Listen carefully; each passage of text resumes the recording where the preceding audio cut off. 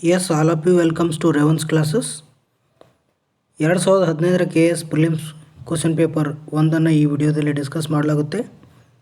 ಈ video KS ಹಾಗೂ ಇನ್ನಿತರ ಎಲ್ಲ ರೀತಿಯ ಸ್ಪರ್ಧಾತ್ಮಕ ಪರೀಕ್ಷೆಗಳಿಗೆ ತುಂಬ ಉಪಯುಕ್ತವಾದದ್ದು. ಆದಮೇಲೆ ಇನ್ನೂ ನಮ್ಮ ಚಾನಲ್ನ ಯಾರು ಸಬ್ಸ್ಕ್ರೈಬ್ ಮಾಡಲು ಈ ಕೂಡಲೇ ಸಬ್ಸ್ಕ್ರೈಬ್ ಮಾಡಿ ಮತ್ತು ಸಬ್ಸ್ಕ್ರೈಬ್ ಪಕ್ಕದಲ್ಲಿರುವ ಬೆಲ್ ಐಕಾನ್ನ ಪ್ರೆಸ್ ಮಾಡೋದರ ಮೂಲಕ ನಮ್ಮ ಹೊಸ ವಿಡಿಯೋಗಳ ನೋಟಿಫಿಕೇಷನ್ನ ಪಡಿಬೋದು. ಈಗ ಮೊದಲನೇ ಪ್ರಶ್ನೆ, 19ನೇ ಶತಮಾನದವರೆಗೆ ಭಾರತದಲ್ಲಿ ಪರಿಚಿತವಾಗಿದ್ದ ಅತಿ ದೊಡ್ಡ ಕಾಲುವೆಗಳ ಸಂಪರ್ಕ ಜಾಲವನ್ನು ನಿರ್ಮಿಸಿದ ಸುಲ್ತಾನ ಯಾರು? ಇದಕ್ಕೆ ಸರಿಯಾಗಿರುವಂಥ answer option B, Firoz Shah Tughlaq. ಈ ಫಿರೋಜ್ ಶಾ ತುಘಲಕ್ನನ್ನು ನೀರಾವರಿಯ ಪಿತಾಮಹ ಅಂತೇಳಿ ಕರಿತಿದ್ರು. ಇಲಿಯಟ್ ಮತ್ತು ಎಲ್ಫಿನ್ಸ್ಟನ್ನವರು ದೆಹಲಿ ಸುಲ್ತಾನರ ಅಕ್ಬರ್ ಅಂಥೇಳಿ ಈ ಫಿರೋಜ್ ಶಾ ತುಘಲಕ್ನನ್ನು ಕರಿತಿದ್ರು. ಈ ಫಿರೋಜ್ ಶಾ ತುಘಲಕ್ನನ್ನು ನಗರಗಳ ನಿರ್ಮಾಪಕರ ರಾಜ ಅಂತಲೂ ಕೂಡ ಕರಿತಿದ್ರು. ಈತ ಕ್ರಿಸ್ತ ಶಕ 1351ರಿಂದ 1388ರವರೆಗೆ ಆಳ್ವಿಕೆಯನ್ನು ಮಾಡಿದ. ಈತ ಕೃಷಿ ಉತ್ಪನ್ನವನ್ನು ಹೆಚ್ಚಿಸಲಿಕ್ಕೆ ರೈತರಿಗೆ ಸಾಲವನ್ನು ನೀಡಿದ. ಅದೇ ರೀತಿ ನೀರಾವರಿಗೆ ಪ್ರಮುಖ ಕೊಡುಗೆಯನ್ನು ಕೊಟ್ಟ. ಕಾಲುವೆ ನಿರ್ಮಾಣಗಳು ಮಾಡುವುದರ ಮೂಲಕ ನೀರಾವರಿಗೆ ಪ್ರಮುಖ ಕೊಡುಗೆಯನ್ನು ಕೊಟ್ಟ. ಅವುಗಳಲ್ಲಿ ಪ್ರಮುಖವಾಗಿ ನೋಡಬೇಕಂತಂದ್ರೆ ಸತ್ಲೇಜ್ದಿಂದ ಆಗ್ರಾ 96 ಮೈಲಿಗಳ ಕಾಲುವೆ ನಿರ್ಮಾಣವನ್ನು ಮಾಡಿದ. ಅದೇ ರೀತಿ ಯಮುನಾ ನದಿಯಿಂದ ಹಿಸಾರ್ ಫಿರೋಜ್ ಶಾಕ್ಕೆ 150 ಮೈಲಿಗಳ ಕಾಲುವೆ ನಿರ್ಮಾಣವನ್ನು ಮಾಡಿದ. ಸೊ ಅದಕ್ಕಾಗಿ ಹಲವಾರು ನೀರಾವರಿ ಕಾಲುವೆಗಳನ್ನು ಈತ ರಚನೆ ಮಾಡಿದ ಅಂಥೇಳಿ ಹೇಳತ್ತದ. ಎಸ್, ಇದು ಫಿರೋಜ್ ಶಾ ತುಘಲಕ್ನ ಕುರಿತಾಯಿತು. ಇನ್ನು ಇದು ಸರಿಯಾಗಿರುವಂಥ ಆನ್ಸರ್. ಇನ್ನು ಉಳಿದ 3 ಆನ್ಸರ್ಗಳ ಬಗ್ಗೆ ನೋಡ್ಬೇಕಂತ, ತಪ್ಪಾಗಿರುವ ಆನ್ಸರ್ಗಳ ಬಗ್ಗೆ ನೋಡಬೇಕಾದ್ರೆ, ಮೊದಲನೇದಾಗಿ ಗಿಯಾಸುದ್ದೀನ್ ತುಘಲಕ್.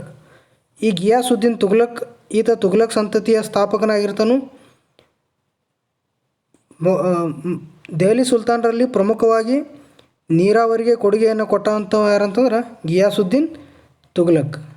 ಎಸ್, ಈತ ತುಘಲಕಾಬಾದ್ ಅನ್ನೋ ನಗರವನ್ನು ಈತ ನಿರ್ಮಾಣ ಮಾಡ್ತಾನು. ಈತನ ಮೂಲ ಹೆಸರು ಗಾಜಿ ಮಲಿಕ್. ಎಸ್, ಇದು ಗಿಯಾಸುದ್ದೀನ್ ತುಘಲಕ್ ಬಗ್ಗೆ ಆಯಿತು. ಇನ್ನು ಮೊಹಮ್ಮದ್ ಬಿನ್ ತುಘಲಕ್ನ ಹೇಳ್ಬೇಕಂತಂದರೆ ಈತನಿಗೆ ಬುದ್ಧಿವಂತ ಮೂರ್ಖ ಅಂತೇಳಿ ಕರಿತಿದ್ರು ಮತ್ತು ಹಣಗಾರರ ರಾಜ ಅಂತಲೂ ಕೂಡ ಕರಿತಿದ್ರು. ಎಸ್, ಅಲ್ಲಾವುದ್ದೀನ್ ಖಿಲ್ಜಿ ಈತನನ್ನು ಭಾರತದ ಅಲೆಕ್ಸಾಂಡರ್ ಅಂತಲೂ ಕೂಡ ಕರಿತಿದ್ರು. ಯಾಕಂತಂದರೆ ಈತ ವಿಶ್ವವನ್ನು ಗೆಲ್ಲುವಂಥ ಅತಿ ದೊಡ್ಡ ಮಹತ್ವಾಕಾಂಕ್ಷಿ ಯೋಜನೆಯನ್ನು ಈತ ಹೂಡಿದ್ದ. ಆ ಕಾರಣಕ್ಕಾಗಿ ಇವನನ್ನು ಅಲೆಕ್ಸಾಂಡರ್ ಅಂತೇಳಿ ಕರೀತಾರೆ. ಎಸ್, ಇನ್ನು ದೆಹಲಿ ಸುಲ್ತಾನರಲ್ಲಿ ಅತಿ ದೀರ್ಘಕಾಲವಾಗಿ ಆಡಳಿತ ಮಾಡಿದಂಥ ಸಂತತಿ ಯಾವುದಂತಂದ್ರೆ ಅದು ತುಘಲಕ್ ಸಂತತಿ ಅಂತೇಳಿ ಹೇಳೋದು. ಎಸ್, ಇನ್ನು ಎರಡನೇ ಪ್ರಶ್ನೆ, ಅಮೀರ್ ಖುಸ್ರೋ ದೆಹಲಿ ಸುಲ್ತಾನರ ಕಾಲದ ಶ್ರೇಷ್ಠ ಪರ್ಷಿಯನ್ ಕವಿ ಎಂದು ಗೌರವಿಸಲ್ಪಟ್ಟಿದ್ದಾನೆ. ಈ ಕೆಳಗಿನ ಯಾವ ಕೃತಿಯನ್ನು ಅವನು ಬರೆದಿಲ್ಲ? ಇದಕ್ಕೆ ಸರಿಯಾಗಿರುವಂಥ ಆನ್ಸರ್ ಯಾವುದಂತಂದ್ರೆ ಆಪ್ಷನ್ ಡಿ, ಮಿಫ್ರಾ ಉಲ್ ಫುತುಹಾನೋ ಕೃತಿಯನ್ನು ಅಮೀರ್ ಖುಸ್ರೋ ಬರೆದಿಲ್ಲ. ಇನ್ನು ಉಳಿದಂಥ 3 ಯಾವುವು? ತಾರಿಕ್ ಇ ಫಿರೋಜ್ ಶಾಹಿ, ಅಸಿಕಾ, ಕಿರಾನ್ ಉಸ್ ಸದೇರ್ ಅನ್ನೋ 3 ಕೃತಿಯನ್ನು ಅಮೀರ್ ಖುಸ್ರೋ ಬರೆದಿದ್ದಾನೆ. ಈತ ದೆಹಲಿ ಸುಲ್ತಾನ್ನ ದೊರೆಯಾಗಿರುವಂಥ ಬಲ್ಬನ್ನ ಆಸ್ಥಾನದ ಕವಿಯಾಗಿರ್ತಾನು. ಈತನನ್ನು ಭಾರತದ ಗಿಳಿ ಅಂತೇಳಿ ಕರೀತಾರೆ. ಟು ಈ ಹಿಂದಂತ ಹೇಳತ್ತದ. ಎಸ್, ಇದು ಅಮೀರ್ ಖುಸ್ರೋ ಕುರಿತಾಯಿತು. ಇನ್ನು ಪ್ರಶ್ನೆ ಸಂಖ್ಯೆ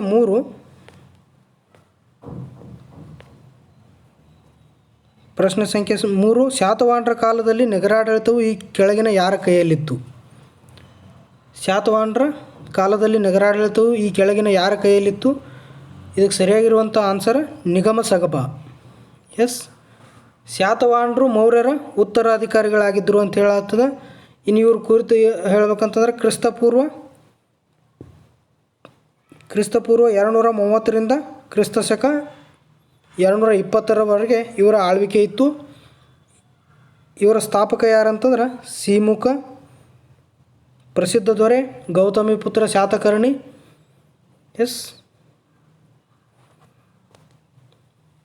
ಇವರ ಕಾಲದಲ್ಲಿ ಅಮಾತ್ಯರನ್ನು ಕೆಳದರ್ಜೆ ಅಧಿಕಾರಿಗಳು ಕೂಡ ಇದ್ರಂತ ಹೇಳಾಗ್ತದೆ. ಇನ್ನು ಭಂಡಾರಿ ಖಾನವನ್ನು ಉಗ್ರಾಣಾಧಿಕಾರಿ ಅಂತೇಳಿ ಕರೆದ್ರೆ, ಹಣಕಾಸು ಅಧಿಕಾರಿಯನ್ನು ಇವರ ಆಡಳಿತದಲ್ಲಿ ಏನಂತೇಳಿ ಕರಿತಿದ್ರು, ಹೆರಣಿಕ ಅಂತೇಳಿ ಕರಿತಿದ್ರು.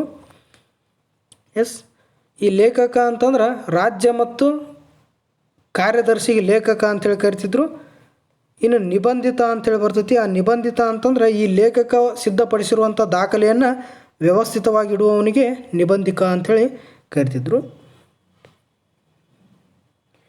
ಇನ್ನು ಪ್ರಶ್ನೆ ಸಂಖ್ಯೆ 4 ನೋಡಬೇಕಾದಾಗ, ಈ ಕೆಳಗಿನ ಯಾವ ಯುದ್ಧಗಳು ಹುಮಾಯೂನಿಗೆ ಸಂಬಂಧಿಸಿವೆ?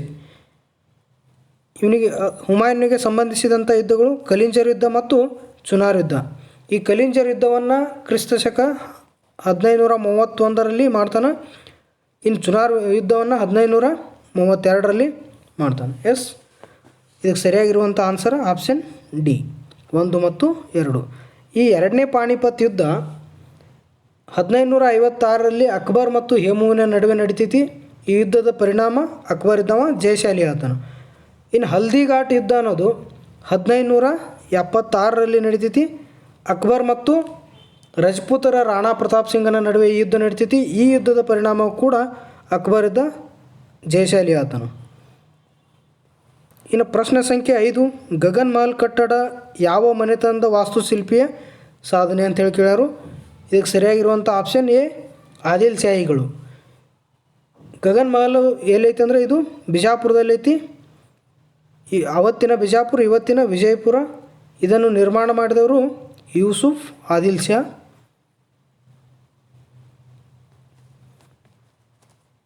ಯೂಸುಫ್ ಆದಿಲ್ ಶಾ 1566 ನಿರ್ಮಾಣ ಮಾಡ್ತಾನೆ. ಎಸ್, ಇನ್ನು ಪ್ರಶ್ನೆ ಸಂಖ್ಯೆ 6 ನೋಡಬೇಕಾದಾಗ, ವಿಜಯನಗರ ಸಾಮ್ರಾಜ್ಯದ ಪ್ರಾಂತ್ಯಗಳನ್ನು ಹೀಗೆ ಕರೆಯಲಾಗುತ್ತಿತ್ತು.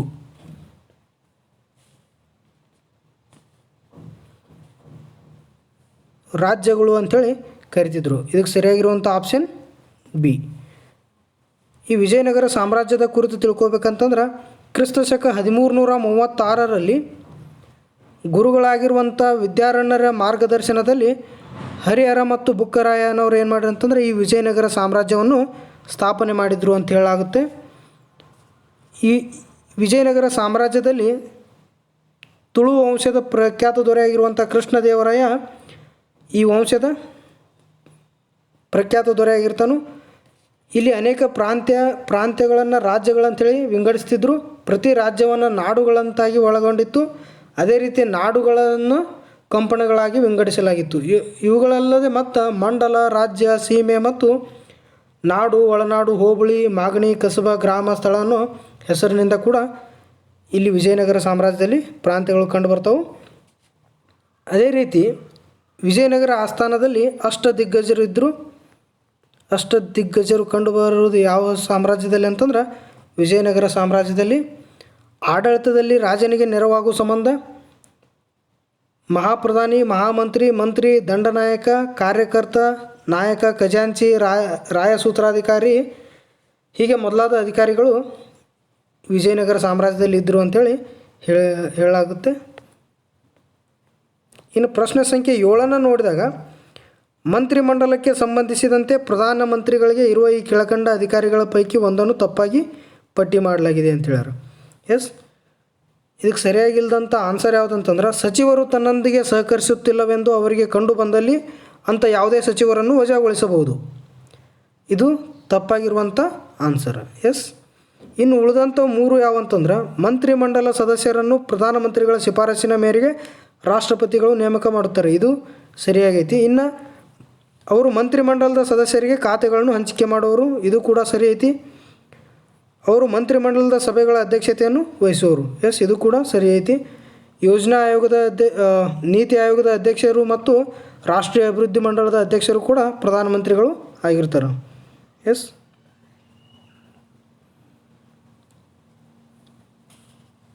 ಭಾರತದ ಸಂವಿಧಾನದ ಪೀಠಿಕಾ ಭಾಗದ ಮೂಲ ಒಕ್ಕಣೆ ಹೆಸರು ಅಂತೇಳಿ ಕೇಳಿದರು.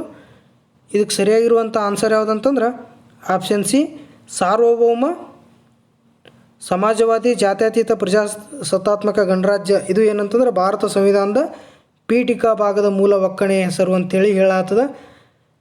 ನಾವು ಇನ್ನು ಭಾರತದ ಸಂವಿಧಾನದ ಪ್ರಸ್ತಾವನೆಯನ್ನು ನೋಡಬೇಕಾದ್ರೆ ಭಾರತದ ಪ್ರಜೆಗಳಾದ ನಾವು ಭಾರತವನ್ನು ಒಂದು ಸಾರ್ವಭೌಮ ಪ್ರಜಾಸತ್ತಾತ್ಮಕ ಗಣರಾಜ್ಯವನ್ನಾಗಿ ರಚಿಸಲು ಮತ್ತು ಅದರ ಸಮಸ್ತ ನಾಗರಿಕರಿಗೆ ಸಾಮಾಜಿಕ, ಆರ್ಥಿಕ ಮತ್ತು ರಾಜಕೀಯ ನ್ಯಾಯ, ವಿಚಾರ ಅಭಿವ್ಯಕ್ತಿ, ವಿಶ್ವಾಸ, ಧರ್ಮಶ್ರದ್ಧೆ ಮತ್ತು ಉಪಾಸನಾ ಸ್ವಾತಂತ್ರ್ಯ ಮತ್ತು ಅವಕಾಶಗಳ ಸಮಾನತೆ ದೊರೆಯುವಂತೆ ಮಾಡಲು ಮತ್ತು ವ್ಯಕ್ತಿ ಗೌರವವನ್ನು ಸುನಿಶ್ಚಿತಗೊಳಿಸಿ ಅವರಲ್ಲಿ ಭಾತೃತ್ವ ಭಾವನೆಯನ್ನು ವೃದ್ಧಿಗೊಳಿಸಲು ಶ್ರದ್ಧಾಪೂರ್ವಕ ಸಂಕಲ್ಪ ಮಾಡಿದವರಾಗಿ ಅಂತೇಳಿ ಸಂವಿಧಾನ ಪೀಠಿಕೆಯ ಭಾಗ ಒಳಗೊಂಡಿದೆ ಅಂತೇಳಿ ಹೇಳಾಗುತ್ತದೆ. ಇನ್ನು ಪ್ರಶ್ನೆ ಸಂಖ್ಯೆ 9 ನೋಡಬೇಕಾದಾಗ ಈ ಕೆಳಗಿನವುಗಳಲ್ಲಿ ಯಾವುದು ಸರಿ ಅಂತೇಳಿ ಕೇಳಿದರು.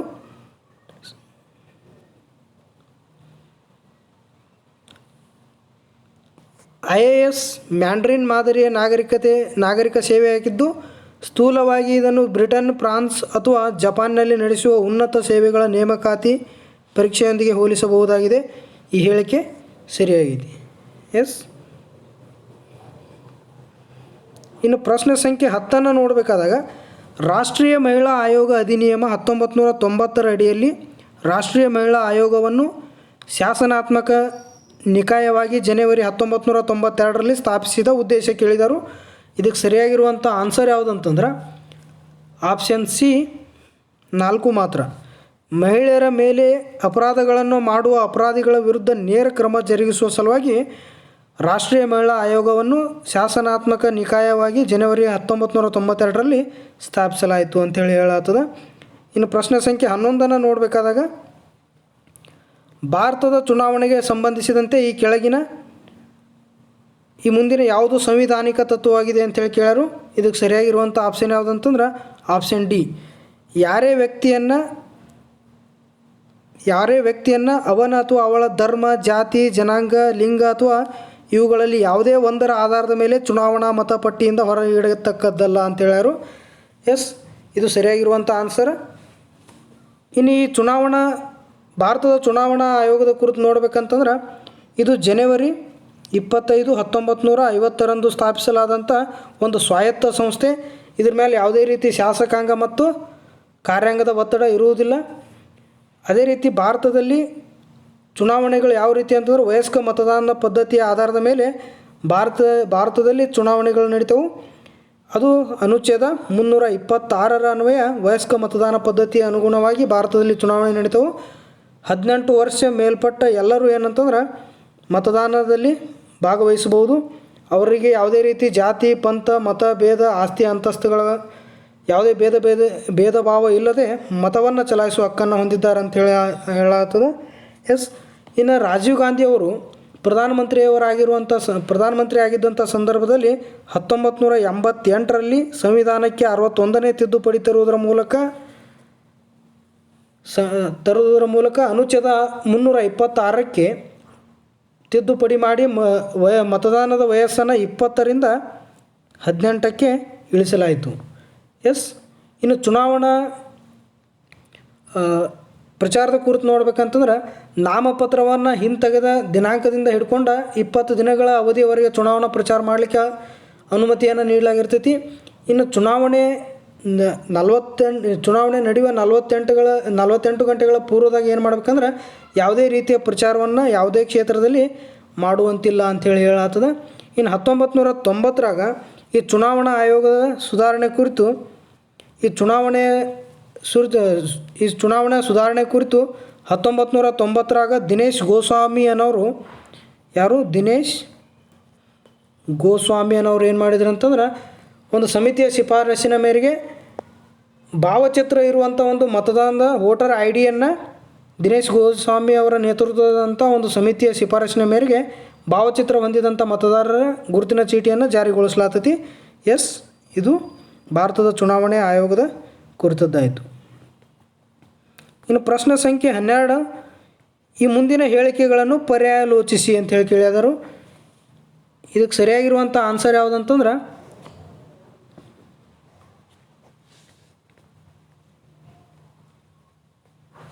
ಆಪ್ಷನ್ ಸಿ 2 ಮಾತ್ರ. ಆಪ್ಷನ್ ಸಿ 2 ಮಾತ್ರ ಅಂತ ಹೇಳತ್ತದ.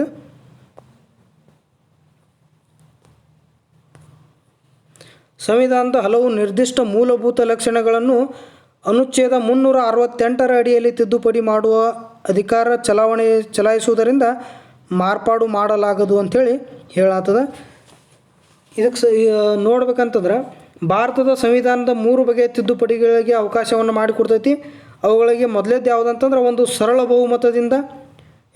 ಮೊದಲೇದು ಯಾವುದಂತಂದ್ರೆ ಸರಳ ಬಹುಮತದಿಂದ. ಎರಡನೇದಾಗಿ ಅನುಚ್ಛೇದ 368ರ ಪ್ರಕಾರ ವಿಶೇಷ ಬಹುಮತದಿಂದ.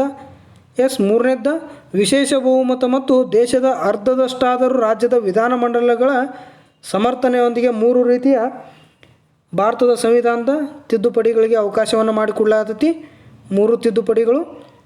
ಮೊದಲೇದ್ದು ಸರಳ ಬಹುಮತ. ಎರಡನೇದ್ದು 368ರ ವಿಧಿಯ ಪ್ರಕಾರ. ಮೂರನೇದ್ದು ವಿಶೇಷ ಮತ್ತು ದೇಶದ ಅರ್ಧದಷ್ಟಾದರೂ ರಾಜ್ಯದ ವಿಧಾನಮಂಡಲಗಳ ಸಮರ್ಥನೆಯೊಂದಿಗೆ ಈ ರೀತಿ ತಿದ್ದುಪಡಿಯನ್ನು ಮಾಡ್ಬೋದು.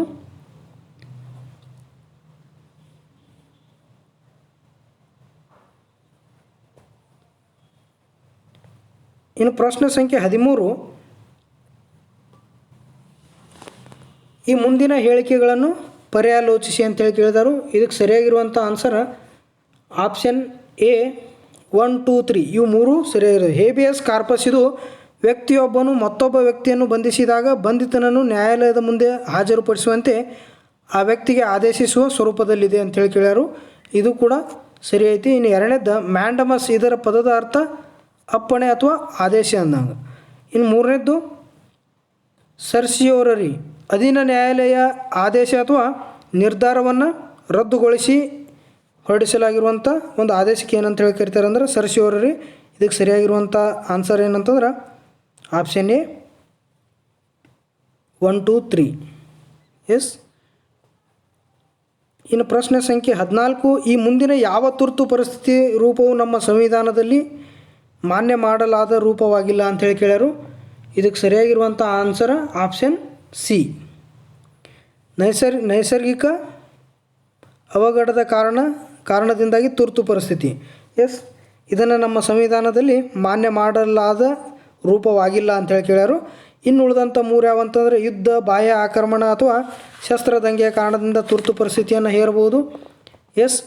ಅದೇ ರೀತಿ ರಾಜ್ಯಗಳಲ್ಲಿ ಸಂವಿಧಾನ ಕಾರ್ಯತಂತ್ರದ ವಿಫಲತೆ ಕಾರಣದಿಂದಾಗಿ ಸಂವಿಧಾನದ 356ನೇ ವಿಧಿ ಅನ್ವಯ ತುರ್ತು ಪರಿಸ್ಥಿತಿಯನ್ನು ಹೇರಬಹುದು. ಇನ್ನು 360ನೇ ವಿಧಿಯೊಂದಿಗೆ ಹಣಕಾಸಿನ ತುರ್ತು ಪರಿಸ್ಥಿತಿಯನ್ನು ಹೇರಬಹುದು. ಯುದ್ಧ, ಬಾಹ್ಯ ಆಕ್ರಮಣ ಅಥವಾ ಶಸ್ತ್ರ ದಂಗೆಯ ಕಾರಣದಿಂದಾಗಿ ಸಂವಿಧಾನದ 352ನೇ ವಿಧಿ ಅನ್ವಯ ತುರ್ತು ಪರಿಸ್ಥಿತಿಯನ್ನು ಘೋಷಿಸ್ಬೋದು.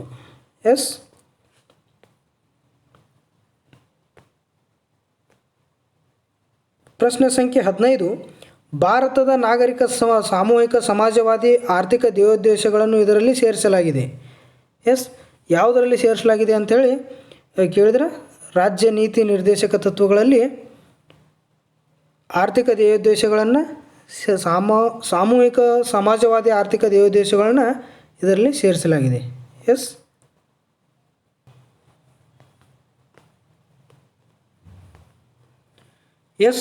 ಸಂವಿಧಾನದ ಅನುಚ್ಛೇದ 36ರಿಂದ 51ರವರೆಗೆ ರಾಜ್ಯ ನೀತಿ ನಿರ್ದೇಶಕ ತತ್ವಗಳ ಬಗ್ಗೆ ವಿವರಣೆ ಹೇಳ್ತೈತಿ. ಆಮೇಲೆ ಇವುಗಳನ್ನು ಸಂವಿಧಾನದ ರಚನಾಕಾರರು ಐರ್ಲೆಂಡ್ ಸಂವಿಧಾನದಿಂದ ಎರವಲು ಪಡ್ಕೊಂಡರು. ಕಲ್ಯಾಣ ರಾಜ್ಯದ ಉದ್ದೇಶದಿಂದ ಇವುಗಳನ್ನು ಸಂವಿಧಾನದಲ್ಲಿ ಸೇರಿಸಿದ್ದಾರೆ. ಅವುಗಳು ಯಾವ ಅಂತೇಳಿ ನೋಡಬೇಕಾದ್ರೆ ಸಮಾನ ಕೆಲಸಕ್ಕೆ ಸಮಾನ ವೇತನ. ಎರಡನೇದಾಗಿ ಆರ್ಥಿಕ ಧ್ಯೇಯೋದ್ದೇಶ ಅಂದ್ರೆ ಆರ್ಥಿಕ ಹಂಚಿಕೆ. ಮೂರನೇದಾಗಿ ಕೆಲಸದ ನ್ಯಾಯಯುತ ಮತ್ತು ಮಾನವೀಯ ಪರಿಸರ, ಮಕ್ಕಳ ಕಲ್ಯಾಣೋನ್ನತಿ, ಸಮಾನ ನ್ಯಾಯ ಮತ್ತು ಉಚಿತ ಕಾನೂನು ನೆರವು, ಉಚಿತ ಮತ್ತು ಕಡ್ಡಾಯ ಪ್ರಾಥಮಿಕ ಶಿಕ್ಷಣ, ಏಕರೂಪ ನಾಗರಿಕ ಸಂಹಿತೆ, ಸಾರ್ವಜನಿಕ ಆರೋಗ್ಯ ಸುಧಾರಣೆ, ಅನುಸೂಚಿತ ಜಾತಿ ವರ್ಗ ದುರ್ಬಲ ವರ್ಗಗಳಿಗೆ ಶಿಕ್ಷಣ ಮತ್ತು ವಿಶೇಷ ಸಂರಕ್ಷಣೆ, ಪರಿಸರದ ರಕ್ಷಣೆ ಮತ್ತು ಸುಧಾರಣೆ ಮತ್ತು ಅರಣ್ಯಗಳು ಹಾಗೂ ವನ್ಯಜೀವಿಗಳ ರಕ್ಷಣೆ, ರಾಷ್ಟ್ರೀಯ ಮಹತ್ವವುಳ್ಳ ಸ್ಮಾರಕಗಳ ಸ್ಥಳಗಳ ಮತ್ತು ವಸ್ತುಗಳ ಸಂರಕ್ಷಣೆ, ಅಂತಾರಾಷ್ಟ್ರೀಯ ಶಾಂತಿ ಭದ್ರತೆಯನ್ನು ಅಭಿವೃದ್ಧಿಗೊಳಿಸುವುದು. ಇವು ಏನಂತಂದ್ರೆ ರಾಜ್ಯ ನೀತಿ ನಿರ್ದೇಶಕ ತತ್ವ ಒಳಗೆ ಬರ್ತಾವೆ.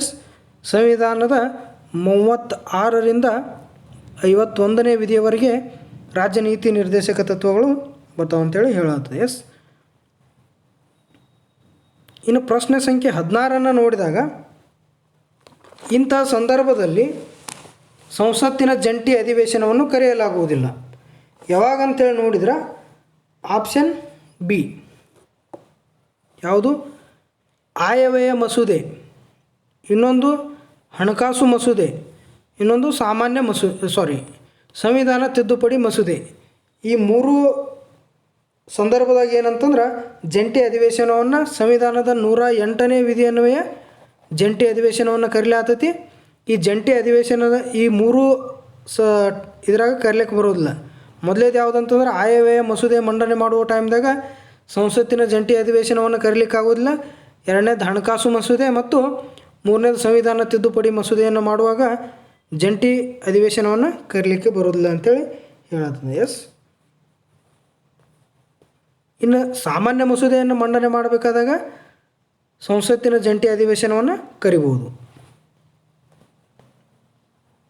ಪ್ರಶ್ನೆ ಸಂಖ್ಯೆ 17, ಪೌರರು ಕೆಳಗಿನ ಹಕ್ಕುಗಳನ್ನು ಪರಿಶೀಲಿಸಿರಿ. ಪೌರರ ಕೆಳಗಿನ ಹಕ್ಕುಗಳು ಯಾವ ಅಂತೇಳಿ ನೋಡಿದ್ರೆ ಆಪ್ಷನ್ ಸಿ 1, 2, 4. ಇಟ್ ಮೀನ್ಸ್ ಉಚಿತ ಕಾನೂನಿನ ನೆರವು, ಸಮಾನ ಕೆಲಸಕ್ಕೆ ಸಮಾನ ವೇತನದ ಹಕ್ಕು, ಉತ್ತಮ ಜೀವನ ಮಟ್ಟದ ಹಕ್ಕು. ಇವು ಏನಂತಂದ್ರೆ ನ್ಯಾಯಿಕ ಪರಿಹಾರ ಹಕ್ಕುಗಳನ್ನ ಕೇಳಕ್ಕೆ ಬರೋದಿಲ್ಲ ಅಂಥೇಳಿ ಹೇಳತ್ತೆ. ಯಾಕಂದ್ರೆ ಇವು ಸಂವಿಧಾನದ 31ರಿಂದ 52ನೇ ವಿಧಿಯವರೆಗೆ ಇರುವಂಥ ರಾಜ್ಯ ನೀತಿ ನಿರ್ದೇಶಕ ತತ್ವಗಳ ಒಳಗೆ ಬರ್ತಾವೆ. ಆದ್ದರಿಂದ ರಾಜ್ಯ ನೀತಿ ನಿರ್ದೇಶಕ ತತ್ವಗಳು ನ್ಯಾಯಿಕವಾಗಿ ಪರಿಹಾರವನ್ನು ಕೇಳಲಿಕ್ಕೆ ಬರುವುದಿಲ್ಲ. ಆದ ಕಾರಣದಿಂದ ಇದಕ್ಕೆ ಸರಿಯಾಗಿರುವಂಥ ಆಪ್ಷನ್ ಯಾವುದಂತಂದ್ರೆ ಈ ಪ್ರಶ್ನೆಗೆ ಸರಿಯಾಗಿರುವಂಥ ಆನ್ಸರ್ ಸಿ 1, 2 ಮತ್ತು 4. ಆದ್ರೆ ಮೂಲಭೂತ ಹಕ್ಕುಗಳಿಗೆ ಅನುಗುಣವಾಗಿ ಧರ್ಮಾರ್ಥ ಮತ್ತು ಧಾರ್ಮಿಕ ಉದ್ದೇಶಗಳಿಗಾಗಿ ಸಂಸ್ಥೆಗಳನ್ನು ಸ್ಥಾಪಿಸುವಂಥ ಹಕ್ಕುಗಳು ಬರ್ತವೆ. ಸಂವಿಧಾನದ ಆರ್ಟಿಕಲ್ 29 ಮತ್ತು 30. ಎಸ್. ಇನ್ನು ಪ್ರಶ್ನೆ ಸಂಖ್ಯೆ 18, ಭಾರತದ ರಾಜಕೀಯ ವ್ಯವಸ್ಥೆ ಕೆಲವು ಲಕ್ಷಣಗಳು ಸಂಯುಕ್ತ ಸರ್ಕಾರ ಪದ್ಧತಿಗೆ ಹೊಂದಿಕೊಳ್ಳುವುದಿಲ್ಲ ಎಂದು ಪರಿಗಣಿಸಲಾಗುತ್ತದೆ. ಕೆಳಗಿನವುಗಳನ್ನು ಪರಿಗಣಿಸಿರಿ ಅಂತೇಳಿ ಕೇಳಿದರು.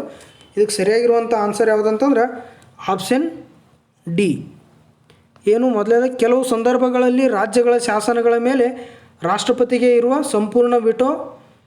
ಸಂಪೂರ್ಣ ನಿಷೇಧಾಧಿಕಾರ. ಇನ್ನು ಎರಡನೇದ್ದು ತುರ್ತು ಪರಿಸ್ಥಿತಿಯ ವಿಧಿಗಳು. ಮೂರನೇದ್ದು ರಾಜ್ಯಗಳ ಗಡಿಯಲ್ಲಿನ ಬದಲಾವಣೆ.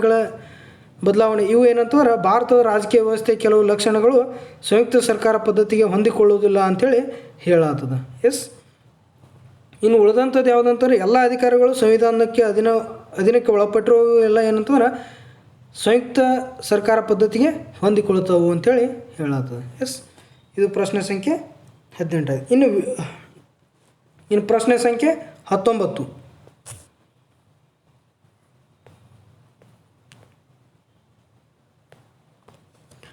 ವಸಾಹತುಶಾಹಿ ಭಾರತದಲ್ಲಿ ಅರಸರ ಶ್ರೇಣಿಯಲ್ಲಿ ಮೈಸೂರು ಸಂಸ್ಥಾನದ ಸ್ಥಾನವು ಈ ರೀತಿಯದು. ಎಸ್. ಇದಕ್ಕೆ ಸರಿಯಾಗಿರುವಂಥ ಆನ್ಸರ್ ಯಾವುದಂತಂದ್ರೆ ಆಪ್ಷನ್ ಬಿ 21 ಬಂದೂಕು ಸಲಾಮಿನ ರಾಜ್ಯ ಅಂಥೇಳಿ ವಸಾಹತು ಭಾರತದಲ್ಲಿ ಅರಸರ ಶ್ರೇಣಿಯಲ್ಲಿ ಮೈಸೂರು ಸಂಸ್ಥಾನದ ಸ್ಥಾನ ಅಂತ ಹೇಳತ್ತದ. ಎಸ್. ಇನ್ನು ಪ್ರಶ್ನೆ ಸಂಖ್ಯೆ 20, 1930 ಏಪ್ರಿಲ್ನಲ್ಲಿ ಬೆಳಗಾವಿನಲ್ಲಿ ಉಪ್ಪನ್ನು ಮಾರಿ ಉಪ್ಪಿನ ಕಾನೂನನ್ನು ಮುರಿದವರು ಯಾರು ಅಂತೇಳಿ ಕೇಳಿದರು. ಇದಕ್ಕೆ ಸರಿಯಾಗಿರುವಂಥ ಆನ್ಸರ್ ಗಂಗಾಧರ್ ರಾವ್ ದೇಶಪಾಂಡೆ.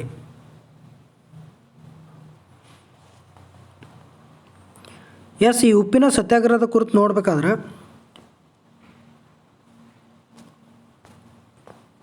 ಭಾರತೀಯರು ಉಪ್ಪು ತಯಾರಿಸಬಾರದೆಂಬ ಬ್ರಿಟಿಷರು ಕಾಯ್ದೆಯನ್ನು ಮುರಿದು ಗಾಂಧೀಜಿಯವರ ನೇತೃತ್ವದಾಗ ಈ ಉಪ್ಪಿನ ಸತ್ಯಾಗ್ರಹ ಪ್ರಾರಂಭ ಆದತಿ.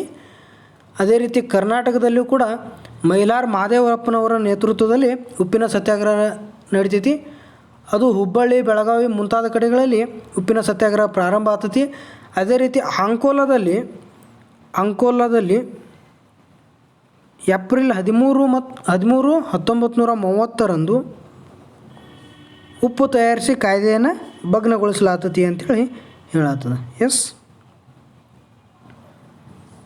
ಇನ್ನು ಪ್ರಶ್ನೆ ಸಂಖ್ಯೆ 21 ನೋಡಿದಾಗ ಕೇಂದ್ರ ಸರ್ಕಾರ ಸಂಗ್ರಹಿಸಿದ ಒಟ್ಟು ತೆರಿಗೆಯನ್ನು ಕೇಂದ್ರ ಹಾಗೂ ರಾಜ್ಯ ಸರ್ಕಾರಗಳ ನಡುವೆ ಹಂಚಿಕೆ ಮಾಡುವ ವಿಷಯದಲ್ಲಿ ರಾಷ್ಟ್ರಪತಿಯವರಿಗೆ ಯಾರು ಶಿಫಾರಸು ಮಾಡುತ್ತಾರೆ ಅಂತೇಳಿ ಕೇಳೋರು. ಇದಕ್ಕೆ ಸರಿಯಾಗಿರುವಂಥ ಆನ್ಸರ್ ಯಾವುದಂತಂದ್ರೆ ಆಪ್ಷನ್ ಬಿ, ಹಣಕಾಸಿನ ಆಯೋಗ ರಾಜ್ಯ ಮತ್ತು ಕೇಂದ್ರಗಳ ನಡುವೆ ಒಟ್ಟು ತೆರಿಗೆ ಹಂಚಿಕೆಯನ್ನು ರಾಷ್ಟ್ರಪತಿಯವರಿಗೆ ಶಿಫಾರಸು ಮಾಡ್ತದೆ. ಎಸ್. ಇನ್ನು ಭಾರತದ ಈ ಹಣಕಾಸು ಆಯೋಗದ ಕುರಿತು ನೋಡಬೇಕಾದ್ರೆ ಭಾರತ ಹಣಕಾಸಿನ ಆಯೋಗ ಸಂವಿಧಾನದ 280ನೇ ವಿಧಿ ಅನ್ವಯ ಸ್ಥಾಪನೆಗೊಳ್ತೈತಿ. ಭಾರತದ ರಾಷ್ಟ್ರಪತಿಗಳು ಪ್ರತಿ 5 ವರ್ಷಕ್ಕೊಮ್ಮೆ ಒಬ್ಬ ಅಧ್ಯಕ್ಷ ಮತ್ತು 4 ಜನ ಸದಸ್ಯರನ್ನು, 4 ಜನ ಮೆಂಬರ್ಸ್, ಒಬ್ಬ ಅಧ್ಯಕ್ಷನನ್ನು ರಾಷ್ಟ್ರಪತಿಯವರ ನೇಮಿಸ್ತಾರೆ. ಈ ಹಣಕಾಸು ಆಯೋಗದ ರಚನೆಯ ನಂತರ ಆಯೋಗ ಈ ಯಾವ್ಯಾವ ಕಾರ್ಯಗಳನ್ನು ನಿರ್ವಹಣೆ ಮಾಡ್ತೈತಿ ಅಂತಂದ್ರೆ, ಈಗ ಮೊದಲೇದಾಗಿ ನೋಡ್ಬೇಕಂದ್ರೆ ಕೇಂದ್ರ ಮತ್ತು ರಾಜ್ಯ ಸರ್ಕಾರಗಳ ನಡುವೆ ಹಂಚಿಕೆಯಾಗಬೇಕಾದ ತೆರಿಗೆಯ ಪ್ರಮಾಣವನ್ನು ಈ ಹಣಕಾಸು ಆಯೋಗ ನಿರ್ವಹಣೆ ಮಾಡ್ತೈತಿ. ಇನ್ನು ಎರಡನೇದಾಗಿ ಕೇಂದ್ರ ಸರ್ಕಾರ ರಾಜ್ಯ ಸರ್ಕಾರಗಳಿಗೆ ಅನುದಾನ ನೀಡುವಂಥ ಸಮಯದಲ್ಲಿ ಯಾವ್ಯಾವ ತತ್ವಗಳನ್ನು ಅನುಸರಿಸಬೇಕು ಅನ್ನೋದನ್ನು ಈ ಹಣಕಾಸು ಆಯೋಗ ನಿರ್ವಹಣೆ ಮಾಡ್ತೈತಿ. ಆಮೇಲೆ ಮೂರನೇದಾಗಿ ಕೇಂದ್ರ ಮತ್ತು ರಾಜ್ಯಗಳ ನಡುವೆ ಉತ್ತಮ ಹಣಕಾಸಿನ ಸಂಬಂಧಗಳ ಸ್ಥಾಪನೆ ಮಾಡೋದು ಈ ಹಣಕಾಸು ಆಯೋಗದ ಕರ್ತವ್ಯ ಆಗೈತಿ. ಇನ್ನು ಅದೇ ರೀತಿ ಕೇಂದ್ರ ಮತ್ತು ರಾಜ್ಯಗಳ ನಡುವಿನ ಹಣಕಾಸು ಸಂಬಂಧಿತ ಒಪ್ಪಂದಗಳ ಮುಂದುವರಿಕೆ ಇಲ್ಲವೇ ತಿದ್ದುಪಡಿ ಸಂಬಂಧಿಸಿದಂತೆ ಕೇಂದ್ರಕ್ಕೆ ಸರ್ಕಾರಕ್ಕೆ ಶಿಫಾರಸನ್ನು ಸಲ್ಲಿಸೋದು ಕೂಡ ಈ ಹಣಕಾಸು ಆಯೋಗನ ಕರ್ತವ್ಯ ಆಗೈತಿ. ಅದೇ ರೀತಿ ಹಣಕಾಸು ಆಯೋಗದ ಶಿಫಾರಸುಗಳನ್ನು ಸಂಸತ್ತಿನ 2 ಸದನಗಳಲ್ಲಿ ಚರ್ಚೆ, ಅಗತ್ಯ ಸಲಹೆ, ಸೂಚನೆ, ತಿದ್ದುಪಡಿಗಳೊಂದಿಗೆ ಅನುಮೋದನೆ ಆದ ನಂತರ 5 ವರ್ಷ ಆಯೋಗದ ಶಿಫಾರಸುಗಳನ್ನು ಕಾರ್ಯಗತಗೊಳ್ತಾವು ಅಂಥೇಳಿ ಹೇಳತ್ತದ. ಇದುವರೆಗೆ ಭಾರತದಲ್ಲಿ 14 ಹಣಕಾಸು ಆಯೋಗಗಳಾಗ್ಯವು. 14ನೇ ಹಣಕಾಸು ಆಯೋಗದ ಅಧ್ಯಕ್ಷರು ಯಾರು ಅಂತಂದ್ರೆ YV ರೆಡ್ಡಿ ಅವರಿದ್ದರು.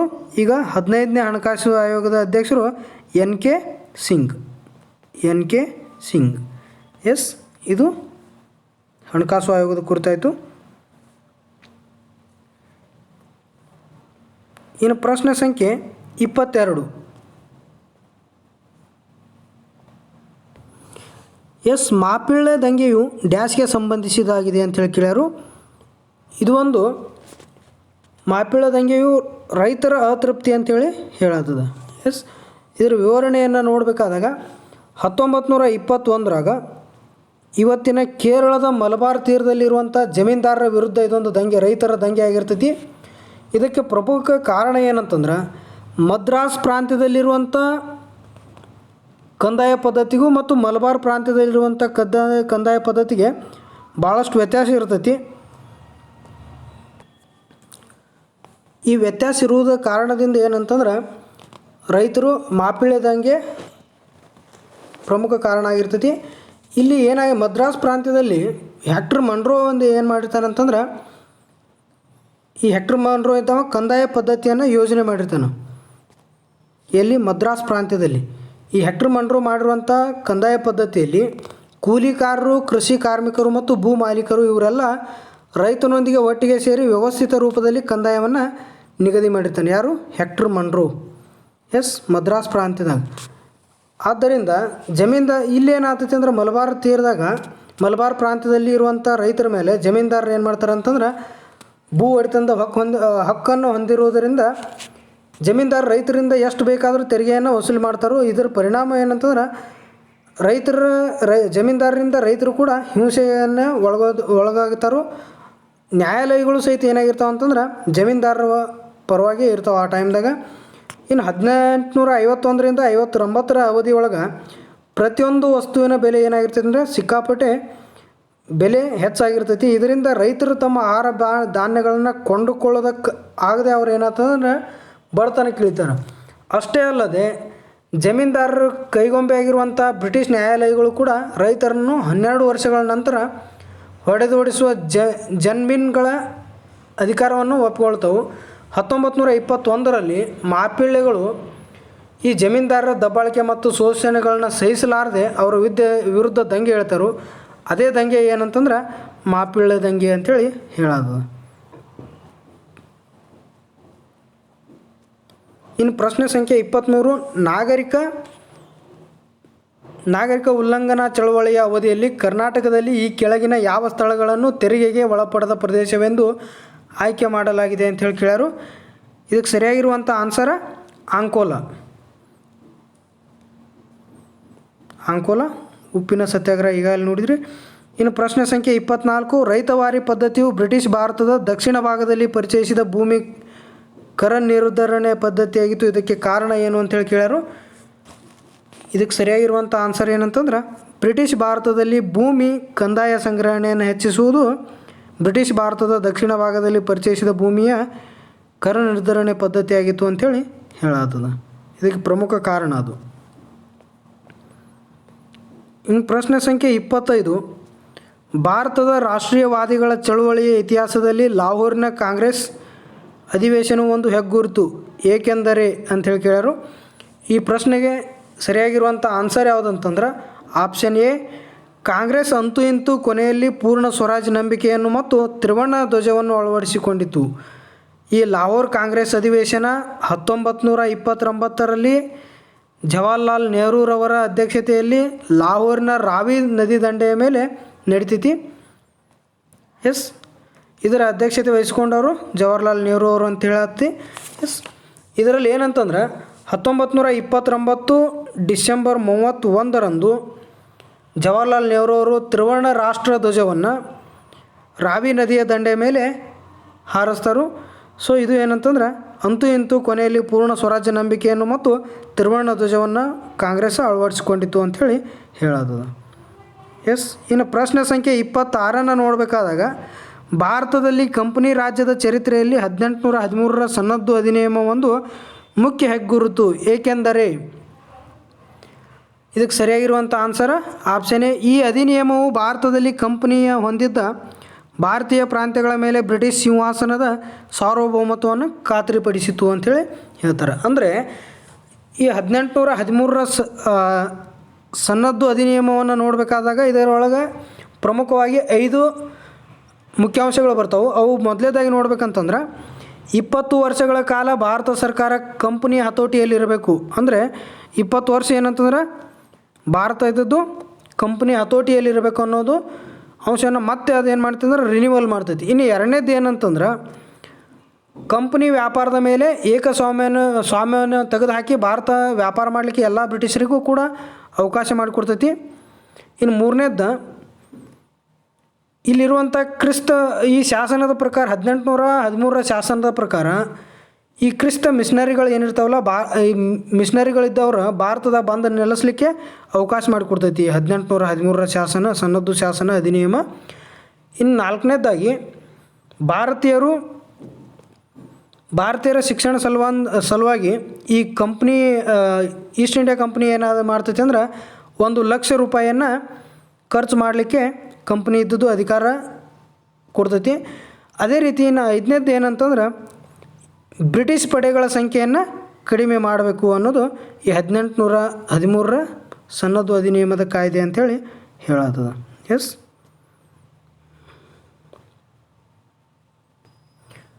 ಈ ಅಧಿನಿಯಮ ಭಾರತದಲ್ಲಿ ಕಂಪನಿ ಹೊಂದಿದ್ದ ಭಾರತೀಯ ಪ್ರಾಂತ್ಯಗಳ ಮೇಲೆ ಬ್ರಿಟಿಷ್ ಸಿಂಹಾಸನದ ಸಾರ್ವಭೌಮತ್ವವನ್ನು ಖಾತ್ರಿಪಡಿಸಿತು. ಇನ್ನು ಪ್ರಶ್ನೆ ಸಂಖ್ಯೆ 27, ಈ ಮುಂದಿನವುಗಳನ್ನು ಸರಿ ಹೊಂದಿಸಿ ಅಂತ ಹೇಳಿಕೊಟ್ಟರು. ಪಟ್ಟಿ 1 ಮತ್ತು ಪಟ್ಟಿ 2 ಇದಕ್ಕೆ ಸರಿಯಾಗಿರುವಂಥ ಆನ್ಸರ್ ಯಾವುದಂತಂದ್ರೆ ಆನ್ಸರೇ ಬಂಜರು ವೃತ್ತ, ಡಿಪ್ಲೇಷನ್. ಎರಡನೇದ್ದು ಜ್ವಾಲಾಮುಖಿಗಳು, ಬ್ಯಾಥೋಲಿತ್ಸ್, ಸುಣ್ಣಕಲ್ಲು ವಲಯಗಳು, ಪೋಲ್ಜೆ, ಫೆದರಿಂಗ, ಎಕ್ಸ್ಫೋಲಿಯೇಷನ್ ಅಂಥೇಳಿ ಹೇಳತ್ತೆ. ಇದಕ್ಕೆ ಸರಿಯಾಗಿರುವಂಥ ಆಪ್ಷನ್ ಎ. ಈಗ ಬ್ಯಾಥೋಲಿತ್ಸ್ ಅಂತಂದರೆ ಏನಂತಂದರೆ ಒಂದು ವಿಧವಾದ ಇದೊಂದು ಏನಂತಂದ್ರೆ ಅಗ್ನಿಜನ್ಯ ಶಿಲೆಗಳ ರಚನೆಗಳು ಕಂಡುಬರುವುದು ಎಲ್ಲಿ ಅಂತಂದ್ರೆ ಬಾಥೋಲಿತ್ಸ್ದಾಗ ಕಂಡುಬರ್ತಾವೆ. ಬಾಥೋಲಿತ್ಸ್ ಅಂದರೆ ಅಗ್ನಿಜನ್ಯ ಶಿಲೆಗಳು. ಭೂಮಿಯೊಳಗಿನ ಲಾವಾ ಹೊರ ಚಿಮ್ಮಿ ತಂಪಾಗಿ ಇವು ಉಂಟಾತಾವ ಅಂತ ಹೇಳ್ತಾರೆ. ಯಾವು ಅಗ್ನಿಶಿಲೆಗಳು. ಇವುಗಳಲ್ಲಿ ಪ್ರಮುಖ ಶಿಲಾ ವಿಧಗಳು ಯಾವ ಅಂತಂದ್ರೆ ಗ್ರಾನೈಟ, ಕ್ವಾರ್ಟ್ಜ್, ಮಾನ್ಜೋನೈಟ ಇತ್ಯಾದಿ ಇವೇನಂತಂದ್ರೆ ಈ ಬ್ಯಾಥೋಲಿತ್ಸ್ ಒಳಗಡೆ ಬರ್ತಾವೆ. ಪ್ರಪಂಚದ ಪ್ರಮುಖ ಬ್ಯಾಥೋಲಿತ್ಸ್ ಯಾವ್ಯಾವ ಅಂತಂದ್ರೆ ಹೂಕ್ ಗ್ರಾನೈಟ, ಮಾಸಿಪ್ ಇವೆಲ್ಲಿ ಕಂಡು ಬರ್ತಾವೆ ಅಂತಂದ್ರೆ ಜಿಂಬಾಬ್ವೆ ದೇಶದಾಗ ಕಂಡುಬರ್ತಾವೆ. ಇನ್ನು ಟ್ರಾನ್ಸ್ ಹಿಮಾಲಯನ್ ಬಾತೋಲಿತ್ ಅನ್ನೋದು ಹಿಮಾಲಯ ಕಾರಾಕೋರಂ ಬಾತೋಲಿತ್ ಇದು ಅಂತಂದ್ರೆ ಹಿಮಾಲಯದಲ್ಲಿ ಬರ್ತೈತಿ. ಅದೇ ರೀತಿ ಮೌಂಟ್ ಲೂಯಿಸ್ ಅಂಡೋರಾ ಬಾತೋಲಿತ್ ಇದು ಎಲ್ಲಿ ಕಂಡು ಬರ್ತೈತಿ ಅಂದ್ರೆ ಯುರೋಪ್ದಾಗ ಕಂಡು ಬರ್ತೈತಿ. ಬ್ರಿಟಿಷ್ ವರ್ಜಿನ್ ದ್ವೀಪಗಳು ಎಲ್ಲಿ ಕಂಡು ಬರ್ತಾವೆ ಅಂತಂದ್ರೆ ಉತ್ತರ ಅಮೇರಿಕಾದಾಗ. ಇವೆಲ್ಲ ಏನಂತಂದ್ರೆ ಬ್ಯಾತೋಲಿತ್ಸ್ಗೆ ಪ್ರಮುಖವಾದವುಗಳು ಅಂತ ಹೇಳತ್ತದ. ಇನ್ನು ಅದೇ ರೀತಿ ಎಕ್ಸ್ಪೋಲಿಯೇಷನ್ ಅಂತಂದ್ರೆ ಈ ಶಿಲೆಗಳು ಏನಿರ್ತಾವಲ್ಲ ಇವು ಸೌದು ಮಣ್ಣು ಉಂಟಾಗುವಂಥ ಒಂದು ವೆದರಿಂಗ್ ಆಫ್ ರಾಕ್ಸ್ಗೆ ಏನಂತೇಳಿ ಕರಿತಾರೆ ಅಂತಂದ್ರೆ ಎಕ್ಸ್ಪೋಲಿಯೇಷನ್ ಅಂತೇಳಿ ಕರಿತಾರೆ. ಈ ಕ್ರಿಯೆ ಉಂಟಾಗಲಿಕ್ಕೆ ಎಕ್ಸ್ಪೋಲಿಯೇಷನ್ ಕ್ರಿಯೆ ಒಂದು ಕಾರಣ ಅಂತೇಳಿ ಹೇಳತ್ತದ. ಎಸ್, ಇದು exfoliation. It is nothing but weathering of rocks. ಇನ್ನು ಪೋಲ್ಜೆ ಅಂತಂದ್ರೆ ಈ ಪೋಲ್ಜೆ ಅಂತಂದ್ರೆ ಏನಂದ್ರೆ ವಿಶಾಲವಾದ ಒಂದು ಸುಣ್ಣದ ಕಲ್ಲು ಮೈದಾನಗಳ ಹೊಂದಿರುವಂಥದ್ದಕ್ಕೆ ಏನಂತೇಳಿ ಕರಿತಾರೆ ಅಂತಂದ್ರೆ ಪೋಲ್ಜೆ ಅಂತೇಳಿ ಕರೀತಾರೆ. ಎಸ್, ಒಂದು ವಿಶಾಲವಾದ ಮೈದಾನದಾಗ ಸುಣ್ಣದ ಕಲ್ಲನ್ನು ಹೊಂದಿರಬೇಕು. ಸೊ ಅದಕ್ಕೆ ಪೋಲ್ಜೆ ಅಂತ ಹೇಳ್ತಾರೆ. ಅಂದರೆ ಇವು 16 ಕಿಲೋಮೀಟ್ರ್ ವಿಶಾಲ ವ್ಯಾಪ್ತಿಯನ್ನು ಹೊಂದಿರ್ತವೆ ಎಲ್ಲ. ಎಸ್, ಇದು ಪ್ರಶ್ನೆ 27. ಇನ್ನು ಪ್ರಶ್ನೆ ಸಂಖ್ಯೆ 28 ನೋಡಬೇಕಾದಾಗ ಇಂಗ್ಲೆಂಡಿನಿಂದ ಭಾರತಕ್ಕೆ ಅಧಿಕಾರ ವರ್ಗಾಯಿಸಲು ಬಾಲ್ಕನ್ ಯೋಜನೆಯನ್ನು ರೂಪಿಸಿದವರು ಮತ್ತು ಸಲಹೆ ಮಾಡಿದವರು ಯಾರು ಅಂಥೇಳಿ ಕೇಳಿದರು. ಇದಕ್ಕೆ ಸರಿಯಾಗಿರುವಂಥ ಆನ್ಸರ್ ಯಾವುದಂತಂದ್ರೆ Mountbatten. Yes, Mountbatten. ಕೆಳಗಿನ ಹೇಳಿಕೆಗಳಿಗೆ ಪ್ರಶ್ನೆ ಸಂಖ್ಯೆ 29 ಮತ್ತು 30 ನಿರ್ದೇಶನಗಳು ಏನು ಕೊಟ್ಟಾರಂತಂದ್ರೆ ಪ್ರತಿಪಾದನೆ ಎ ಮತ್ತು ಕಾರಣ ಆರ್ ಎರಡು ಹೇಳಿಕೆಗಳನ್ನು ಓದಿ ಕೊಟ್ಟಿರುವ ಎ ಬಿ ಸಿ ಅಥವಾ ಡಿ ಆಯ್ಕೆಗಳಲ್ಲಿ ಸರಿಯಾದ ಉತ್ತರವನ್ನು ಆರಿಸಿರಿ ಅಂತ ಹೇಳ್ಯಾರು. ಇದಕ್ಕೆ ಸರಿಯಾಗಿರುವಂಥ ಆನ್ಸರ್ ಯಾವುದಂತಂದ್ರೆ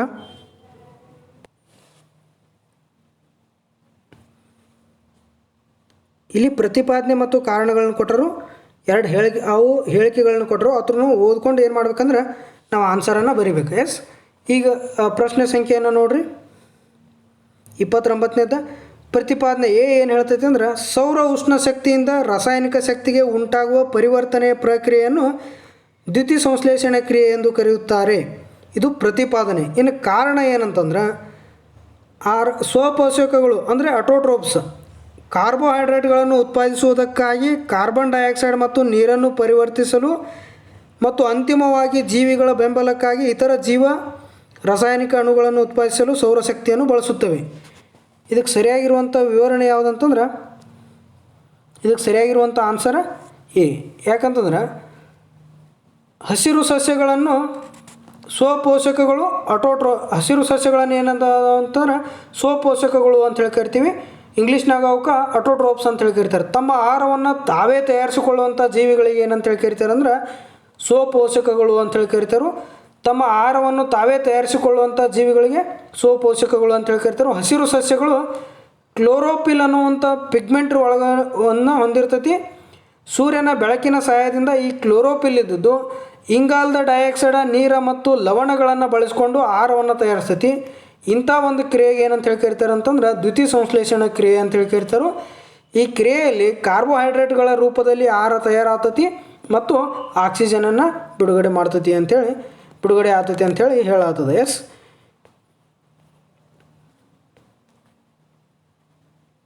ಇಲ್ಲಿ ನೋಡ್ರಿ ಇದಕ್ಕೆ ಸರಿಯಾಗಿರುವಂಥ ಆನ್ಸರ್ ಏನಂತಂದ್ರೆ ಎ ಮತ್ತು ಆರ್ ಇವೆರಡೂ ಸರಿ. ಎಯನ್ನು ಆರ್ ಇದ್ದದ್ದು ಎಯನ್ನು ವಿವರಿಸುತ್ತದೆ. ಎಸ್, ಇನ್ನು ಅದೇ ರೀತಿ ಪ್ರಶ್ನೆ ಸಂಖ್ಯೆ 30 ನೋಡಿದಾಗ ಪ್ರತಿಪಾದನೆ ಎ ಓಝೋನ್ ಪದರವು ತೀವ್ರ ಹಾನಿಯನ್ನುಂಟು ಮಾಡುವ ಸೌರ ವಿಕಿರಣದ ಹೆಚ್ಚಾದ ಪ್ರಮಾಣದಿಂದ ಭೂಮಿಯನ್ನು ರಕ್ಷಿಸುತ್ತದೆ. ಇದು ಪ್ರತಿಪಾದನೆ. ಇದಕ್ಕೆ ಕಾರಣ ಸರಿಯೋ ತಪ್ಪೋ ನೋಡ್ರಿ. ಓಝೋನ್ ರಂಧ್ರವನ್ನು ಅಂಟಾರ್ಟಿಕಾ ಖಂಡದ ಮೇಲೆ ಪತ್ತೆ ಮಾಡಲಾಯಿತು. ಇದಕ್ಕೆ ಸರಿಯಾಗಿರುವಂಥದ್ದು ಏನಂತಂದ್ರೆ ಆಪ್ಷನ್ ಬಿ. ನೋಡ್ರಿ ಎ ಮತ್ತು ಆರ್ ಇವೆರಡೂ ಸರಿ ಅದಾವು. ಆದರೆ ಆರ್ ಅನ್ನೋದು ಎಯನ್ನು ವಿವರಿಸೋದಿಲ್ಲ ಅಂಥೇಳಿ ಹೇಳ್ತಾರೆ. ಎಸ್, ಓಝೋನ್ ಪದರವು ತೀವ್ರ ಹಾನಿಯನ್ನುಂಟು ಮಾಡುವ ಸೌರ ವಿಕಿರಣದಿಂದ ಹೆಚ್ಚಾದ ಪ್ರಮಾಣದಿಂದ ಭೂಮಿಯನ್ನು ರಕ್ಷಿಸ್ತೈತಿ. ಇದು ಕೂಡ ಸರಿ ಐತಿ. ಆರ್ ಅನ್ನೋದೇನು ಓಝೋನ್ ರಂಧ್ರವನ್ನು ಅಂಟಾರ್ಟಿಕಾ ಖಂಡದ ಮೇಲೆ ಪತ್ತೆ ಮಾಡಲಾಯಿತು. ಇದು ಕೂಡ ಸರಿ ಐತಿ. ಆದರೆ ಇದೇನಂತಂದ್ರೆ ಆರ್ ಇದ್ದದ್ದು ಹೇಗೆ ಕಾರಣ ಅಲ್ಲ. ಎಸ್, ಇದಕ್ಕೆ ಸರಿಯಾಗಿರುವಂಥ ಆನ್ಸರ್ ಆಪ್ಷನ್ ಬಿ. ಇನ್ನೊಂದು ಪ್ರಶ್ನೆ ಸಂಖ್ಯೆ 31 ಸವನ್ನ ಬಯೋಮ್ನ ಪ್ರಮುಖ ಹವಾಮಾನ ಗುಣಲಕ್ಷಣವೆಂದರೆ ಅಂತೇಳಿ ಕೇಳಿದರು. ಎಸ್, ಈ ಬಯೋಮ್ ಆಫ್ರಿಕಾ ಮತ್ತು ದಕ್ಷಿಣ ಅಮೆರಿಕದ ಸಮಶೀತೋಷ್ಣ ವಲಯದ ಆರ್ದ್ರ ಹವಾಮಾನದಲ್ಲಿ ಕಂಡುಬರುತ್ತದೆ. ಎರಡನೇದ್ದು, ತಿಂಗಳ ಸರಾಸರಿ ಉಷ್ಣಾಂಶವು 28 ಡಿಗ್ರಿ ಸೆಲ್ಸಿಯಸ್ಗಿಂತ ಹೆಚ್ಚಾಗಿರ್ತೈತಿ. ಇನ್ನು ಮೂರನೇದ್ದು, ಸಾಮಾನ್ಯ ಮಳೆ 50 ಸೆಂಟಿಮೀಟ್ರ್ನಿಂದ 100 ಸೆಂಟಿಮೀಟ್ರ್ ಕೂಡಿರ್ತೈತಿ ಅಂತ ಹೇಳಿ ಕೇಳ್ಯಾರು.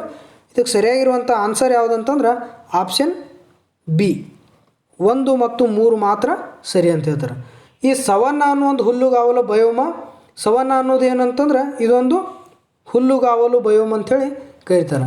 ಈ ರೀತಿಯ ಬಯೋಮ್ದಾಗ ಏನಂತಂದ್ರೆ ಹುಲ್ಲು ಪ್ರಮುಖ ಉತ್ಪಾದಕ ಆಗಿರ್ತೈತಿ ಈ ಸವನ್ನದಲ್ಲಿ. ಇಲ್ಲಿ ಅತಿ ಎತ್ತರವಾದ ಮರಗಳು ಅದಾವು, ಅವು ಚದುರದಂತೆ ಕಂಡು ಬರ್ತಾವೆ ಅಂತ ಹೇಳಾಗ್ತದೆ. ಇನ್ನು ಎರಡನೇದಾಗಿ ಸೂರ್ಯನ ಬೆಳಕು ಭೂಮಿಗೆ ಬೀಳ್ತೈತಿ. ಸವನ್ನ ಹುಲ್ಲುಗಾವಲದಲ್ಲಿ ಸೂರ್ಯನ ಬೆಳಕು ಭೂಮಿಗೆ ಬೀಳ್ತೈತಿ. ಮೂರನೇದ್ದು, ಸವನ್ನಾದ ಮತ್ತೊಂದು ಲಕ್ಷಣವೆಂದರೆ ಮಳೆಗಾಲದಲ್ಲಿ ಮಾತ್ರ ಹೆಚ್ಚಾಗಿ ಮಳೆ ಆಗ್ತೈತಿ ಇಲ್ಲಿ. ಎಸ್, ಮಳೆಗಾಲದಲ್ಲಿ ಮಾತ್ರ ಮಳೆ ಆಗ್ತೈತಿ. ಇನ್ನು ಸವನ್ನ ಬಯೋಮ್ಗಳು ಭೂ ಮೇಲ್ಮೈನ 20% ಪ್ರದೇಶಗಳನ್ನು ಆವರಿಸ್ಕೊಂಡಾವು ಅಂಥೇಳಿ ಹೇಳತ್ತದ. ಎಸ್, ಇನ್ನು ಪ್ರಶ್ನೆ ಸಂಖ್ಯೆ 32.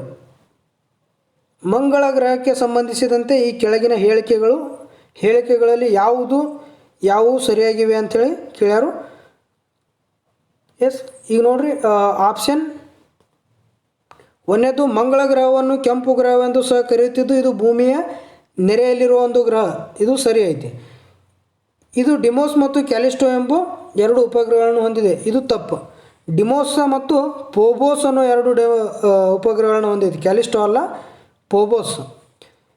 ಇದು ಮಾನವನಿಂದ ಅತಿ ಹೆಚ್ಚು ಶೋಧಿಸಲ್ಪಟ್ಟಿರುವಂಥ ಸೌರವ್ಯೂಹದ ಗ್ರಹ ಅಂತೇಳಿ ಕೇಳಾರು ಭೂಮಿಯನ್ನು ಬಿಟ್ಟರೆ. ಎಸ್, ಇದಕ್ಕೆ ಸರಿಯಾಗಿರುವಂಥ ಆನ್ಸರ್ ಯಾವುದಂತಂದ್ರೆ ಆಪ್ಷನ್ ಬಿ, 1 ಮತ್ತು 3. ಇದ್ರ ಬಗ್ಗೆ ವಿವರಣೆ ನೋಡ್ಬೇಕಂತಂದ್ರೆ, ಬರಿಗಣ್ಣಿಗೆ ಕೆಂಪು ಬಣ್ಣದ ಗ್ರಹ ಅಂತ ಯಾವ ಗ್ರಹವನ್ನು ಕರೀತಾರೆ ಅಂತಂದ್ರೆ ಮಂಗಳ ಗ್ರಹ ಅಂತೇಳಿ ಕರೀತಾರೆ. ಇದಕ್ಕಿರುವಂಥ ಹೆಸರು ಯಾವಂತಂದ್ರೆ ಅಂಗಾರಕ, ಕುಜ, ಕೆಂಪು ಗ್ರಹ ಅಂಥೇಳಿ ಮಂಗಳ ಗ್ರಹಕ್ಕಿರುವಂಥ ಇತರ ಹೆಸರುಗಳು. ಈ ಮಂಗಳ ಗ್ರಹ ವಾತಾವರಣದಲ್ಲಿ ಪ್ರಮುಖವಾಗಿ ಕಾರ್ಬನ್ ಡೈಆಕ್ಸೈಡನ್ನು ಒಳಗೊಂಡೈತಿ. ಅದೇ ರೀತಿ ನೈಟ್ರೋಜನ್ನ, ಆರ್ಗಾನ್ನ, ಆಕ್ಸಿಜನ್ನ, ಓಝೋನ, ಕಾರ್ಬನ್ ಮೊನಾಕ್ಸೈಡ, ನೀರಾವಿ, ನೀರಿನ ಮೋಡಗಳು, ಇಬ್ಬನಿ ಅಲ್ಲದ ಧೂಳಿನ ಬಿರುಗಾಳಿ ಸಹಿತ ಇದರೊಳಗಡೆ ಅದಾವು. ಎಸ್, ತನ್ನ ಸುತ್ತ ತಾನು ತಿರುಗುತ್ತಾ ಅಕ್ಷ ಭ್ರಮಣ ಪಥದಿಂದ 24 ಡಿಗ್ರಿ ಕೋನದಲ್ಲಿ 24 ಡಿಗ್ರಿ ಕೋನದಲ್ಲಿ ವಾಲಿಕೊಂಡೈತಿ. ಅದೇ ರೀತಿ ಹೀಗಾಗಿ ಭೂಮಿಯಲ್ಲಿ ಇರುವಂಥ ಹಾಗೆ ಋತುಗಳು ಕೂಡ ಹೊಂದೈತಿ ಅಂತ ಹೇಳ್ತಾರೆ. ಎಸ್, ಮಂಗಳದ ಮೇಲ್ಮೈ ತಾಪ ಸಾಮಾನ್ಯವಾಗಿ 2 ಕಡೆಯೂ 0 ಡಿಗ್ರಿಗಿಂತ ಇರುವುದರಿಂದ ಸಮಭಾಜಕ ವೃತ್ತದ ನಡುವೆ ಮಧ್ಯಾಹ್ನ ಎಷ್ಟು ಇರ್ತೈತೆ ಅಂದ್ರೆ 25 ಡಿಗ್ರಿ ಸೆಲ್ಸಿಯಸ್ಸನ್ನು ಹೊರಗೆ ಏರ್ತೈತೆ ಅಂತ ಹೇಳ್ತಾರೆ. ಎಸ್, ಇನ್ನು ಪ್ರಶ್ನೆ ಸಂಖ್ಯೆ 33.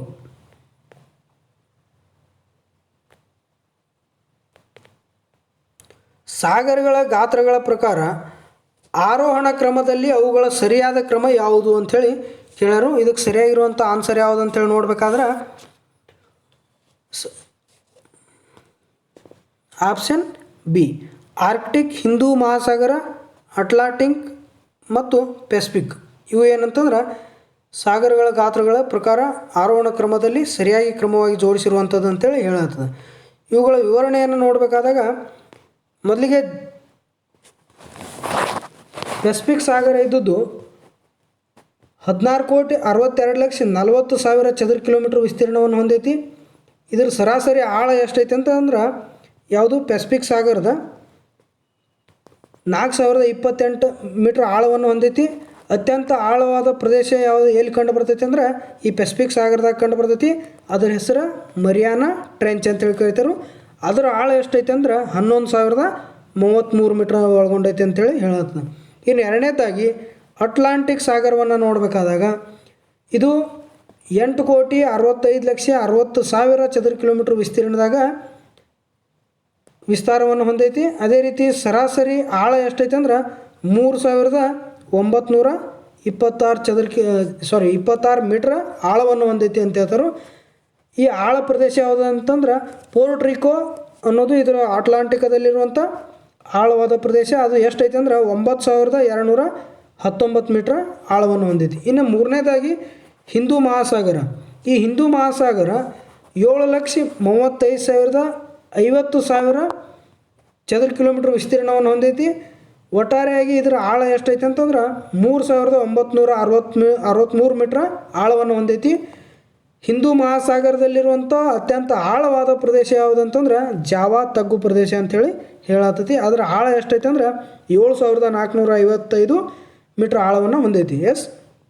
ಇನ್ನು ಕೊನೆಯದಾಗಿ ಆರ್ಕ್ಟಿಕ್. ಈ ಆರ್ಕ್ಟಿಕ್ ಇದ್ದದ್ದು ಇದ್ರ ವಿಸ್ತೀರ್ಣ ಎಷ್ಟೈತೆ ಅಂದ್ರೆ 1,39,80,000 ಚದರ ಕಿಲೋಮೀಟ್ರನ್ನು ಆ ವಿಸ್ತೀರ್ಣವನ್ನು ಹೊಂದೈತಿ. ಇದರ ಸರಾಸರಿ ಆಳ ಎಷ್ಟೈತೆ ಅಂದ್ರೆ 1,205 ಮೀಟ್ರ್ ಆಳವನ್ನು ಹೊಂದೈತಿ ಅಂತೇಳಿ ಹೇಳತ್ತದ. ಎಸ್. ಇನ್ನು ಅತ್ಯಂತ ಆಳವಾದ ಪ್ರದೇಶ ಆರ್ಕ್ಟಿಕ್ ಸಾಗರದಾಗ ಯಾವುದಂತಂದ್ರೆ ಯುರೇಷಿಯಾ ಬೇಸಿನ್. ಅದರ ಆಳ ಎಷ್ಟೈತೆ ಅಂದ್ರೆ 5,441 ಮೀಟ್ರ್ ಆಳವನ್ನು ಹೊಂದೈತಿ ಅಂತೇಳಿ ಹೇಳತ್ತದ. ಎಸ್.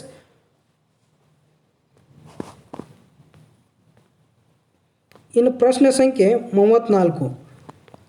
ಈ ಪ್ರಶ್ನೆ ಸಂಖ್ಯೆ 34 ನೋಡಿದಾಗ ಅಮೇರಿಕಾ ಸಂಯುಕ್ತ ಸಂಸ್ಥಾನ ಕೆನಡಾ ಪಂಚಸಾಗರಗಳನ್ನು ನಕ್ಷೆಯಲ್ಲಿ 1, 2, 3, 4, 5 ಅಂತೇಳಿ ಕೊಟ್ಟರು. ಇವುಗಳಲ್ಲಿ ಗುರುತಿಸಲಾಗಿದೆ ಯಾವುವು? ಅಮೇರಿಕಾ ಸಂಯುಕ್ತ ಸಂಸ್ಥಾನ, ಕೆನಡಾ ಮತ್ತು ಪಂಚ ಮಹಾಸಾಗರಗಳ ನಕ್ಷೆಯಲ್ಲಿ 1, 2, 3, 4, 5 ಅಂತೇಳಿ ಗುರುತಿಸಲಾಗಿದೆ ಅಂತೇಳಿ ಕೇಳರು. ಇದಕ್ಕೆ ಸರಿಯಾಗಿರುವಂಥ ಆನ್ಸರ್ ಯಾವುದಂತಂದ್ರೆ ಆಪ್ಷನ್ ಬಿ. ಒಂದನೇದ್ದು ಮಿಚಿಗನ್. ಎಸ್. ಎರಡನೇದ್ದು ಹ್ಯೂರಾನ್. ಮೂರನೇದ್ದು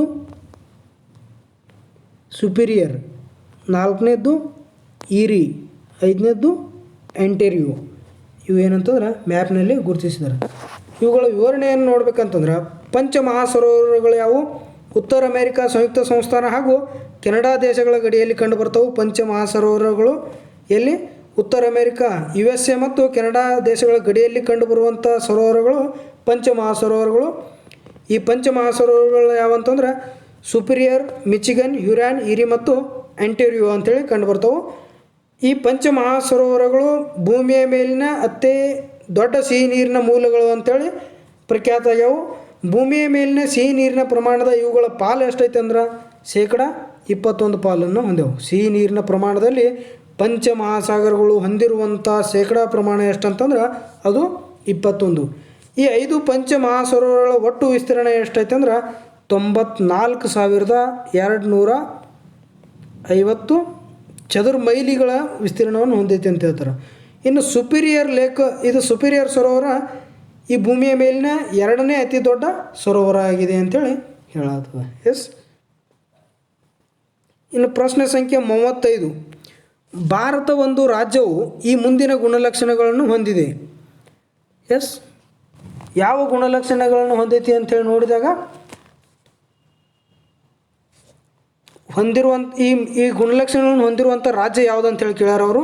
ಒಂದನೇದು ಅದರ ಉತ್ತರ ಭಾಗ ಬಂಜರು ಮತ್ತು ಅರೆ ಬಂಜರು. ಎಸ್. ಎರಡನೇದ್ದು ಅದರ ಮಧ್ಯಭಾಗವು ಹತ್ತಿಯನ್ನು ಉತ್ಪಾದಿಸುತ್ತದೆ. ಎಸ್. ಮೂರನೇದ್ದು ವಾಣಿಜ್ಯ ಬೆಳೆ ಕೃಷಿ ಆಹಾರ ಪದಾರ್ಥ ಬೆಳೆಗಿಂತ ಹೆಚ್ಚು ಪ್ರಾಧಾನ್ಯವಾಗಿದೆ. ಇದಕ್ಕೆ ಸರಿಯಾಗಿ ಹೊಂದಾಣಿಕೆಯಾಗುವಂಥ ರಾಜ್ಯ ಯಾವುದು ಅಂತೇಳಿ ನೋಡಿದ್ರೆ ಇದ್ರ ಮೇಲೆ ನಮಗೆ ಸ್ವಲ್ಪ ಆಪ್ಷನ್ದಾಗ ನೋಡಿದ್ರೆ ಹತ್ತಿಯನ್ನು ಹೆಚ್ಚಾಗಿ ಉತ್ಪಾದಿಸುವಂಥ ರಾಜ್ಯ ಯಾವುದಂತಂದ್ರೆ ಗುಜರಾತ್. ಎಸ್. ಉತ್ತರ ಭಾಗ ಬಂಜರ್ ಐತಿ ಮತ್ತು ಸ್ವಲ್ಪ ಪ್ರಮಾಣದಾಗ ಅರೆ ಬಂಜರು ಕೂಡ ಐತಿ ಅಂತ ಹೇಳ್ತಾರೆ. ಇದಕ್ಕೆ ಸರಿಯಾಗಿರುವಂಥ ಆಪ್ಷನ್ ಯಾವುದಂತಂದ್ರೆ ಗುಜರಾತ್ ರಾಜ್ಯ.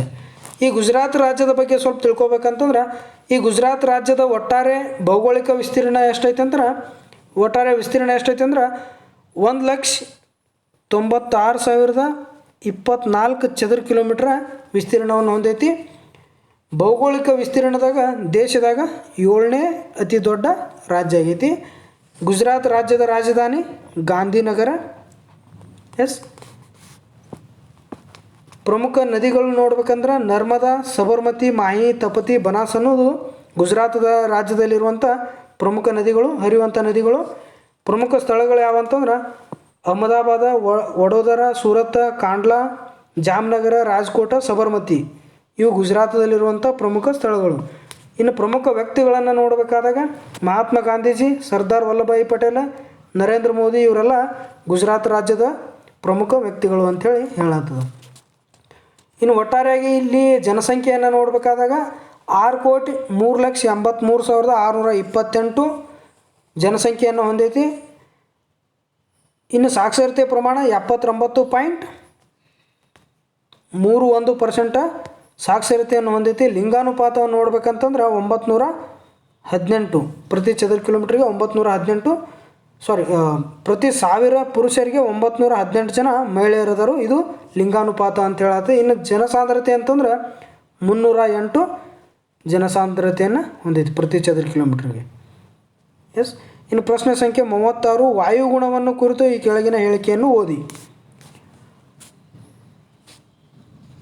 ಮಳೆಯು ಚಳಿಗಾಲದಲ್ಲಿ ಅತಿ ಹೆಚ್ಚು ಕೇಂದ್ರೀಕೃತವಾಗಿರುವ ವಾಯುಗುಣ. ಎರಡನೇದು, ಪ್ರಪಂಚದಲ್ಲಿ ಜನರು ವಾಸಿಸುವ ಎಲ್ಲ ಭೂಖಂಡಗಳಲ್ಲಿಯೂ ಇದು ಕಂಡುಬರುವುದು. ಮೂರನೇದು, ಇದು ಉಷ್ಣವಲಯದಲ್ಲಿ ಕಂಡುಬರುವುದು. ಇದು ಜಾಗತಿಕ ಒತ್ತಡ ಪಟ್ಟಿಗಳ ಸ್ಥಳಾಂತರದೊಡನೆ ಸಂಬಂಧಗಳನ್ನು ಹೊಂದಿದೆ ಅಂತೇಳಿ ಕೇಳ್ಯಾರು. ಇದಕ್ಕೆ ಸರಿಯಾಗಿರುವಂಥ ಆಪ್ಷನ್ ಯಾವುದಂತಂದ್ರೆ ಮೆಡಿಟರೇನಿಯನ್ ವಾಯುಗುಣ. ಈಗ ನಾವು ಮೆಡಿಟರೇನಿಯನ್ ಪ್ರದೇಶದ ಬಗ್ಗೆ ತಿಳ್ಕೊಬೇಕಂತಂದ್ರೆ ಈ ಮೆಡಿಟರೇನಿಯನ್ ಪ್ರದೇಶಕ್ಕೆ ಇನ್ನೊಂದು ಹೆಸರು ಏನಂತಂದ್ರೆ ಬೆಚ್ಚಗಿನ ಸಮಶೀತೋಷ್ಣ ವಲಯ ಅಂಥೇಳಿ ಕರೀತಾರೆ. ಎಸ್. ಇದರ ವ್ಯಾಪ್ತಿ ಎಷ್ಟೈತೆ ಅಂತಂದ್ರೆ ಸಮಭಾಜಕ ವೃತ್ತದ ಪ್ರದೇಶದಿಂದ ಉತ್ತರ ಮತ್ತು ದಕ್ಷಿಣ ದಿಕ್ಕಿಗೆ 30ರಿಂದ ಮತ್ತು 40 ಡಿಗ್ರಿ ಅಕ್ಷಾಂಶಗಳ ಮಧ್ಯದಲ್ಲಿ ಈ ಮೆಡಿಟರೇನಿಯನ್ ವಾಯುಗುಣ ಕಂಡು ಬರ್ತೈತಿ. ಈ ಮೆಡಿಟರೇನಿಯನ್ ವಾಯುಗುಣದಲ್ಲಿ ಬರುವಂಥ ಪ್ರದೇಶಗಳು ಯಾವಂತಂದ್ರೆ European, Spain, Portugal, France, Italy, Greece, Yugoslavia ಇವು ಯುರೋಪಿನ ದೇಶಗಳು ಕಂಡು ಬರ್ತಾವೆ. ಇನ್ನು ಏಷ್ಯಾದ ದೇಶಗಳು ಯಾವಂತೇಳಿ ನೋಡ್ಬೇಕಾದ್ರೆ ಟರ್ಕಿ, ಉತ್ತರ ಆಫ್ರಿಕಾ, ಅಲ್ಜೀರಿಯಾ, ಟ್ಯುನೀಷಿಯಾ, ಆಸ್ಟ್ರೇಲಿಯಾದ ದಕ್ಷಿಣ ಕರಾವಳಿ ತೀರ ಪ್ರದೇಶಗಳು, ನ್ಯೂಜಿಲ್ಯಾಂಡ್, ಉತ್ತರ ಅಮೇರಿಕಾದ ಕ್ಯಾಲಿಫೋರ್ನಿಯಾ, ದಕ್ಷಿಣ ಅಮೇರಿಕಾದ ಮಧ್ಯ ಚೀಲಿ, ದಕ್ಷಿಣ ಆಫ್ರಿಕಾದ ಕೇಪ್ ಪ್ರಾಂತ್ಯ ಇವು ಏನಂತಂದ್ರೆ ಮೆಡಿಟರೇನಿಯನ್ ವಾಯುಗುಣದಲ್ಲಿ ಕಂಡುಬರುವಂಥ ಪ್ರದೇಶಗಳು. ಇನ್ನು ಇದರ ಉಷ್ಣಾಂಶ ಎಷ್ಟೈತೆ ಅಂತಾರೆ ಬೇಸಿಗೆಯಲ್ಲಿ 38 ಡಿಗ್ರಿ ಉಷ್ಣಾಂಶನ ಹೊಂದೈತಿ. ಇನ್ನು ಚಳಿಗಾಲದಾಗ 32 ಡಿಗ್ರಿ ಸೆಲ್ಸಿಯಸ್ಗಳಷ್ಟು ಉಷ್ಣಾಂಶವನ್ನು ಹೊಂದೈತಿ. ಇಲ್ಲಿ ಬೀಳುವಂಥ ಮಳೆ ಪ್ರಮಾಣ ಎಷ್ಟೈತೆ ಅಂದ್ರೆ ವಾರ್ಷಿಕವಾಗಿ 40 ಸೆಂಟಿಮೀಟ್ರ್ ಮಳೆ ಬೀಳ್ತೈತಿ ಅಂತೇಳಿ ಹೇಳತ್ತದ. ಇಲ್ಲಿರುವಂಥ ಮೆಡಿಟರೇನಿಯನ್ ವಾಯುಗುಣದಲ್ಲಿ ಬರುವಂಥ ಸಸ್ಯವರ್ಗವನ್ನು ನೋಡಬೇಕಾದಾಗ ಈ ಸಸ್ಯವರ್ಗದ ಪ್ರಮುಖ ಲಕ್ಷಣಗಳು ಏನದಾವ ಅಂದ್ರೆ ಹೊಳಪುಳ್ಳ ಎಲೆಗಳದಾವು, ಅಂಟಾಗಿದ್ದು ಮುಳ್ಳುಗಳಿಂದ ಕೂಡಿರ್ತಾವೆ ಅಂತ ಹೇಳ್ತಾರೆ.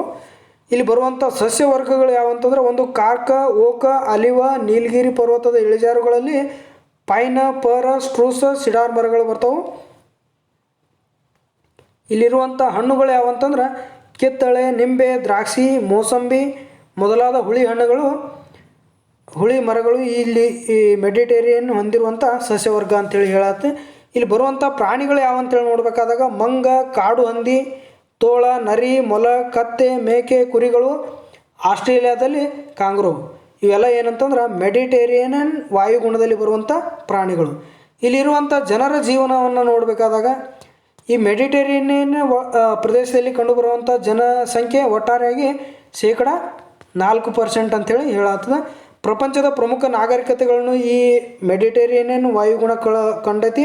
ಅವುಗಳು ಯಾವಂತೇಳಿ ನೋಡಿದ್ರೆ ರೋಮ, ಗ್ರೀಕ್, ಈಜಿಪ್ತಿಯನ್, ಬ್ಯಾಬಿಲೋನಿಯನ್ ನಾಗರಿಕತೆಗಳು ಹುಟ್ಟಿಗೆ ಈ ಪ್ರದೇಶ ಕಾರಣ ಆಗೈತಿ ಅಂಥೇಳಿ ಹೇಳತ್ತದ. ಪ್ರಪಂಚದ ನಾಗರಿಕತೆಯ ತೊಟ್ಟಿಲು ಅಂಥೇಳಿ ಕೂಡ ಈ ಮೆಡಿಟರೇನಿಯನ್ ವಾಯುಗುಣವನ್ನು ಹೇಳತ್ತದ. ಕೃಷಿ ಮತ್ತು ಪಶುಪಾಲನೆ ಇದರ ಮುಖ್ಯ ವೃತ್ತಿಯಾಗೈತಿ ಅಂಥೇಳಿ ಹೇಳತ್ತದ. ಎಸ್.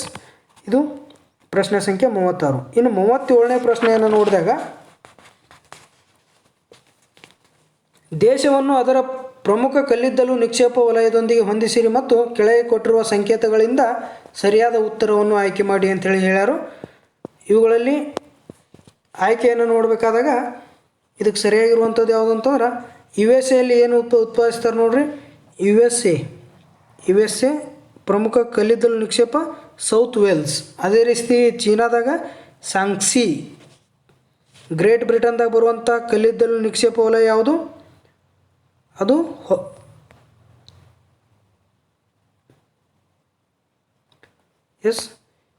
USA ಪಿಟ್ಸ್ಬರ್ಗ್, ಚೀನಾ Shanxi, Great Britain South Wales, ಜಪಾನ ಹೊನ್ಸು.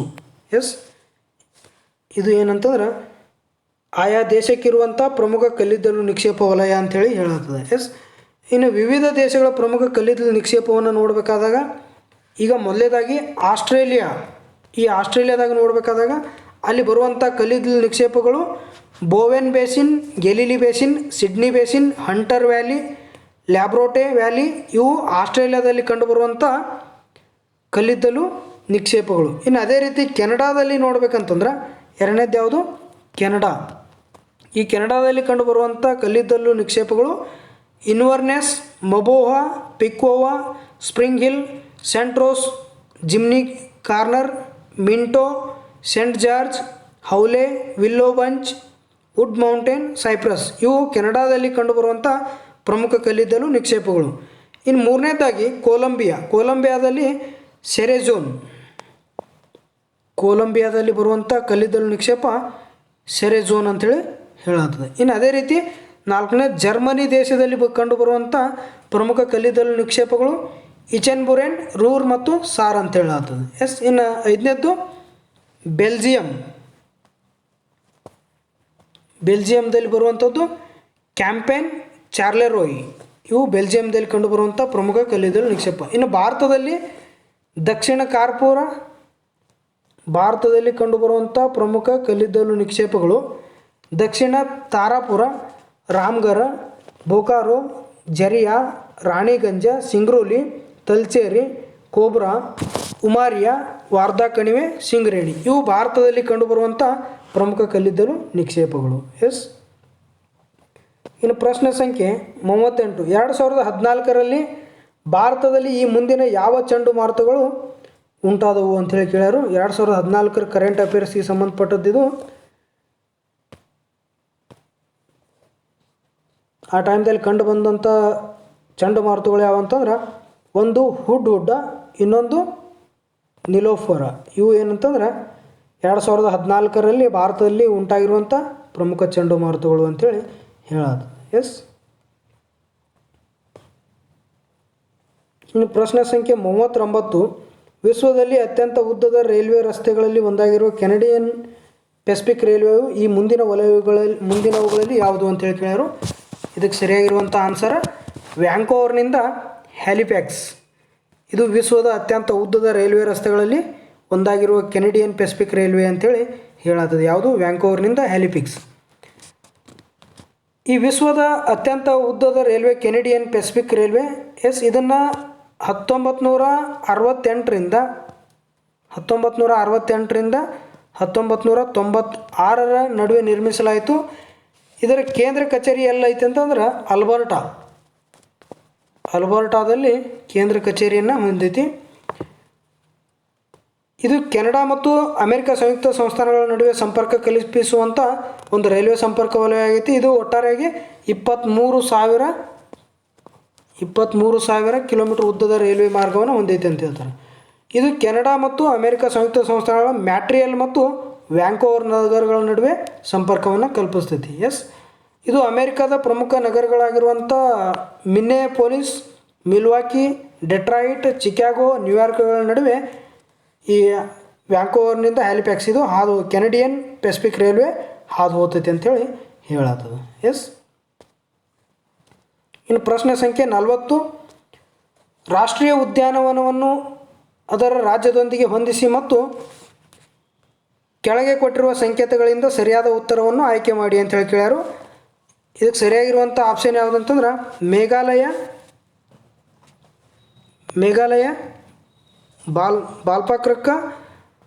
ಬಾಲ್ಸಾಕ್ರಮ್ ಅಂತ ಹೇಳಿ ಕರಿತಾರೆ ಅದಕ್ಕೆ. ಮೇಘಾಲಯದಲ್ಲಿ ಕಂಡುಬರುವಂಥ ರಾಷ್ಟ್ರೀಯ ಉದ್ಯಾನವನ ಬಾಲ್ಸಾಕ್ರಮ. ಇನ್ನು ಜಾರ್ಖಂಡದಲ್ಲಿ ಕಂಡುಬರುವಂಥ ರಾಷ್ಟ್ರೀಯ ಉದ್ಯಾನವನ ಹಜಾರಿಬಾಗ್. ಅರುಣಾಚಲದಲ್ಲಿ ಕಂಡುಬರುವಂಥ ರಾಷ್ಟ್ರೀಯ ಉದ್ಯಾನವನ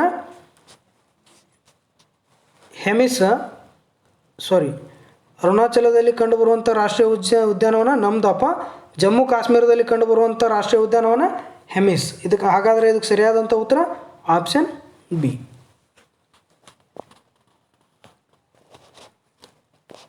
ಇನ್ನು ಪ್ರಶ್ನೆ ಸಂಖ್ಯೆ 41 ನೋಡಿದಾಗ ಕರ್ನಾಟಕದ ಕರಾವಳಿ ಬಯಲು ಇದು ಅಲೆ ವಿನ್ಯಾಸದ ಪ್ರದೇಶವಾಗಿದೆ. ಈ ಹೇಳಿಕೆಗೆ ಸಂಬಂಧಿಸಿದಂತೆ ಮುಂದಿನ ಯಾವುದು ಸರಿಯಾಗಿದೆ?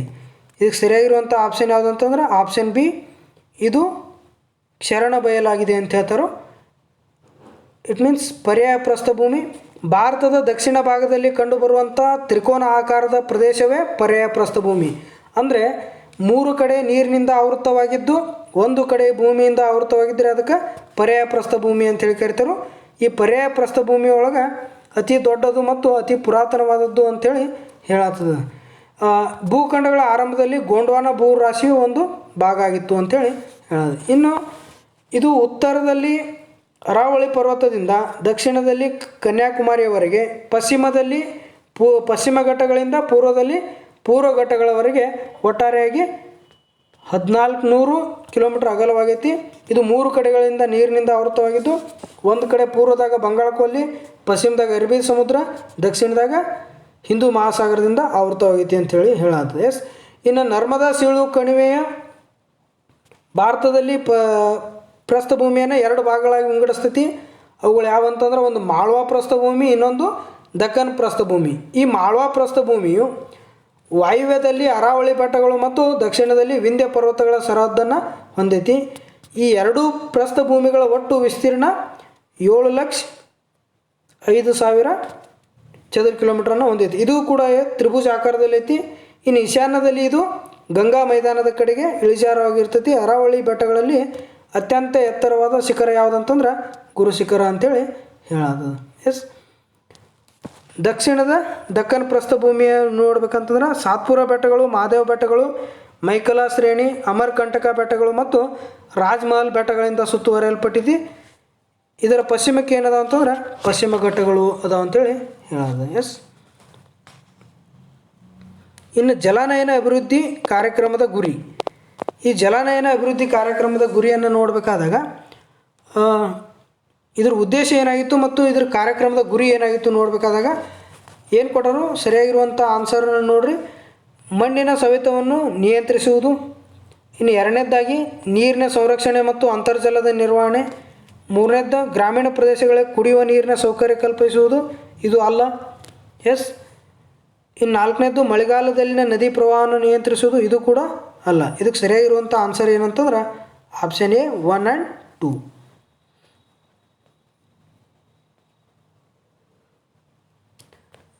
ಇನ್ನು ಪ್ರಶ್ನೆ ಸಂಖ್ಯೆ 43. ಕರ್ನಾಟಕದ ರೈಲ್ವೆ ನಕ್ಷೆಯು ವಿಶ್ಲೇಷಣೆ ಏನನ್ನು ಸೂಚಿಸುತ್ತದೆ ಅಂತ ಹೇಳಿ ಕೇಳ್ಯಾರು.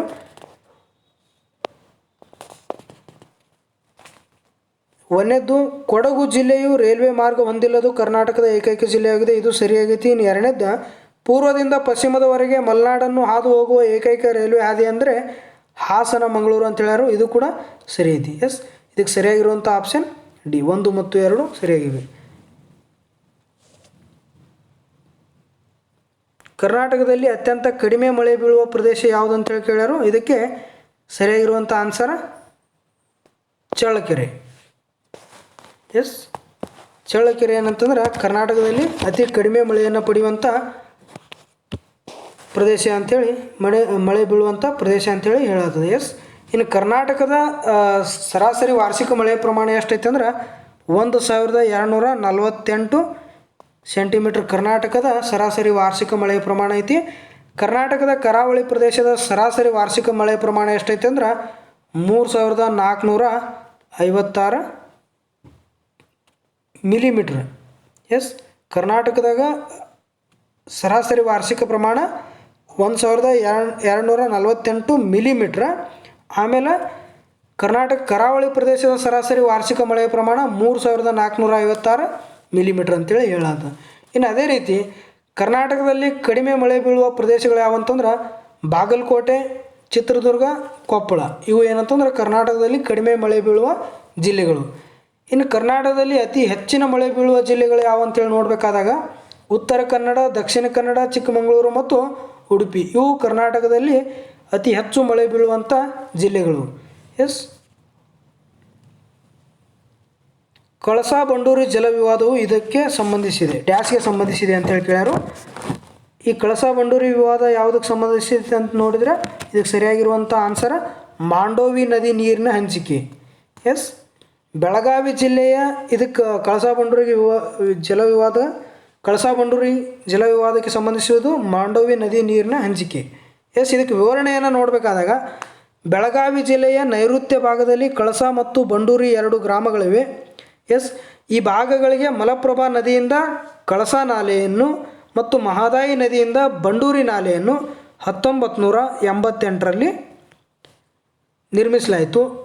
ಮಹದಾಯಿಗೆ ಗೋವಾದಲ್ಲಿ ಏನಂತೇಳಿ ಕರಿತಾರೆ ಅಂತಂದ್ರೆ ಮಾಂಡೋವಿ ಅಂತೇಳಿ ಕರಿತಾರೆ. ಈ ನದಿ ಇದ್ದದ್ದು ಕರ್ನಾಟಕದಾಗ ಹುಟ್ಟತೈತಿ. ಆಮೇಲೆ ಗೋವಾದ ಮೂಲಕ ಪಶ್ಚಿಮಕ್ಕೆ ಹರಿಯುವಂಥ ನದಿ ಆಗೈತಿ ಇದು.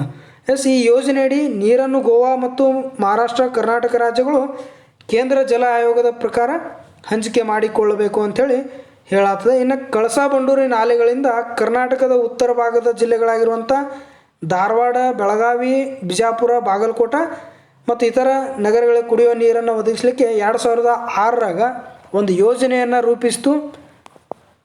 ಆದರೆ ಗೋವಾ ಸರ್ಕಾರ ಈ ಯೋಜನೆಯನ್ನು ಒಪ್ಕೊಳ್ಳಿಲ್ಲ. ಇದೇ ರೀತಿ 2015-16ರಾಗ ಈ ಯೋಜನೆ ಅನುಷ್ಠಾನ ಮಾಡಬೇಕಂತೇಳಿ ಹಲವಾರು ಹೋರಾಟಗಳು ನಡೆದು, ಆದರೆ ಗೋವಾ ಸರ್ಕಾರ ತನ್ನ ಪಟ್ಟನ್ನು ಸಡಿಲಿಸಲಿಲ್ಲ. ಆದ ಕಾರಣ ಇದು ಹಾಗೆ ನೆನಗುದಿಗೆ ಬಿದ್ದಿದೆ ಅಂಥೇಳಿ ಹೇಳೋದು. ಎಸ್, ಇನ್ನು ಪ್ರಶ್ನೆ ಸಂಖ್ಯೆ 46 ನೋಡಬೇಕಾದಾಗ ಪಟ್ಟಿ 1 ಮತ್ತು ಪಟ್ಟಿ 2 ಕೊಟ್ಟರು. ಪಟ್ಟಿ 1 ಮತ್ತು ಪಟ್ಟಿ 2. ಎಸ್, ಈ ಪಟ್ಟಿ 1 ಮತ್ತು 2ರಲ್ಲಿ ನೋಡಬೇಕಾದಾಗ ಪಟ್ಟಿ 1ರಲ್ಲಿ ಕಾವೇರಿ ನದಿ, ಮಲಪ್ರಭಾ, ಶರಾವತಿ, ಘಟಪ್ರಭಾ. ಆ ಪಟ್ಟಿ ಬಿಯಲ್ಲಿ ಹಿಡ್ಕಲ್, ಗೇರುಸೊಪ್ಪ, KRS, ನವಿಲ್ ತೀರ್ಥ. ಇದಕ್ಕೆ ಹೊಂದಿಸಿ ಬರೆಯಿರಿ ಕೇಳರು. ಇದಕ್ಕೆ ಸರಿಯಾಗಿರುವಂಥ ಆನ್ಸರ್ ಯಾವುದು ಅಂತೇಳಿ ನೋಡಬೇಕಾದಾಗ ಕಾವೇರಿ ನದಿಗೆ KRS ಕೃಷ್ಣರಾಜ ಸಾಗರ ಅಣೆಕಟ್ಟು ಐತಿ. ಅದೇ ರೀತಿ ಮಲಪ್ರಭಾ ನದಿಗೆ ಯಾವುದೈತಿ? ನವಿಲು ತೀರ್ಥ. ಶರಾವತಿ ನದಿ ಗೇರುಸೊಪ್ಪ, ಘಟಪ್ರಭಾ ಹಿಡ್ಕಲ್ಲ. ಎಸ್, ಇದಕ್ಕೆ ಸರಿಯಾಗಿರುವಂಥ ಆನ್ಸರ್ ಯಾವುದು ಅಂತಂದ್ರೆ ಆಪ್ಷನ್ ಬಿ. ಇನ್ನು ಪ್ರಶ್ನೆ ಸಂಖ್ಯೆ 47. ಅವುಗಳ ಭೌಗೋಳಿಕ ವಿಸ್ತಾರದ ಆಧಾರದ ಮೇಲೆ ಈ ಮುಂದಿನ ಜಿಲ್ಲೆಗಳ ಸರಿಯಾದ ಆರೋಹಣ ಕ್ರಮ ಏನು ಅಂತೇಳಿ ಕೇಳ್ಯಾರು. ಇದಕ್ಕೆ ಸರಿಯಾಗಿರುವಂಥ ಆನ್ಸರ್ ಯಾವುದಂತ ನೋಡಿದರೆ ಆಪ್ಷನ್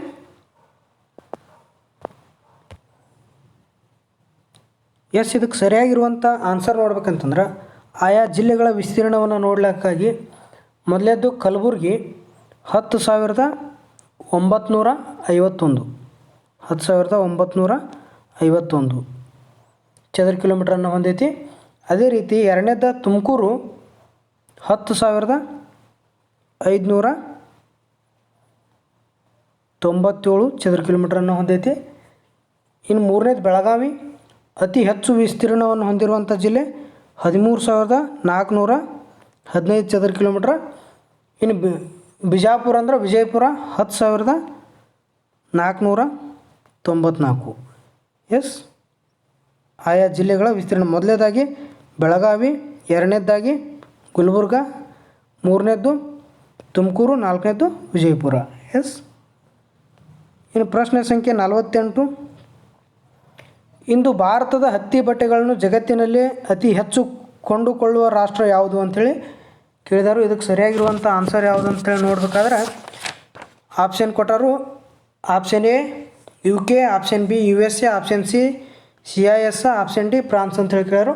ಇದಕ್ಕೆ ಸರಿಯಾಗಿರುವಂಥ ಆಪ್ಷನ್ ಯಾವುದು ಅಂತಂದ್ರೆ ಯುನೈಟೆಡ್ ಕಿಂಗ್ಡಮ್, ಅಂದರೆ ಬ್ರಿಟಿಷ್ ಇಂಗ್ಲೆಂಡ್ನವ್ರು ಏನಂತಂದ್ರೆ ಭಾರತದ ಹತ್ತಿ ಬಟ್ಟೆಗಳನ್ನು ಜಗತ್ತಿನಲ್ಲಿ ಅತಿ ಹೆಚ್ಚು ಕೊಂಡುಕೊಳ್ಳುವಂಥ ರಾಷ್ಟ್ರ ಅಂಥೇಳಿ ಹೇಳತ್ತದೆ. ಎಸ್,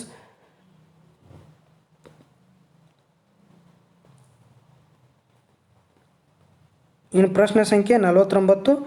ಚಿರಾಪುಂಜಿ ಮತ್ತು ಮೌಸಿನ್ರಾಮ್ಗಳಲ್ಲಿ ಹಳ್ಳಿಗಳಲ್ಲಿ ಹೆಚ್ಚು ಮಳೆ ಬೀಳುವುದಕ್ಕೆ ಕಾರಣ. ಇದಕ್ಕೆ ಹೆಚ್ಚು ಮಳೆ ಬೀಳಲಿಕ್ಕೆ ಕಾರಣ ಏನಂತ ಹೇಳ್ಕೊಳ್ಳಾರು. ಇದಕ್ಕೆ ಸರಿಯಾಗಿರುವಂಥ ಆಪ್ಷನ್ ಡಿ. ಇಲ್ಲಿ ಮಳೆ ಭರಿತ ಮಾರುತಗಳು ಕಾಸಿ ಬೆಟ್ಟಗಳಲ್ಲಿ ಬಂಧಿತವಾಗಿರುವುದು. ಈ ಚಿರಾಪುಂಜಿ ಮತ್ತು ಮೌಸಿನ್ರಾಮ್ ಇವೆರಡು ಮೇಘಾಲಯ ರಾಜ್ಯದಲ್ಲಿ ಕಂಡುಬರ್ತವೆ.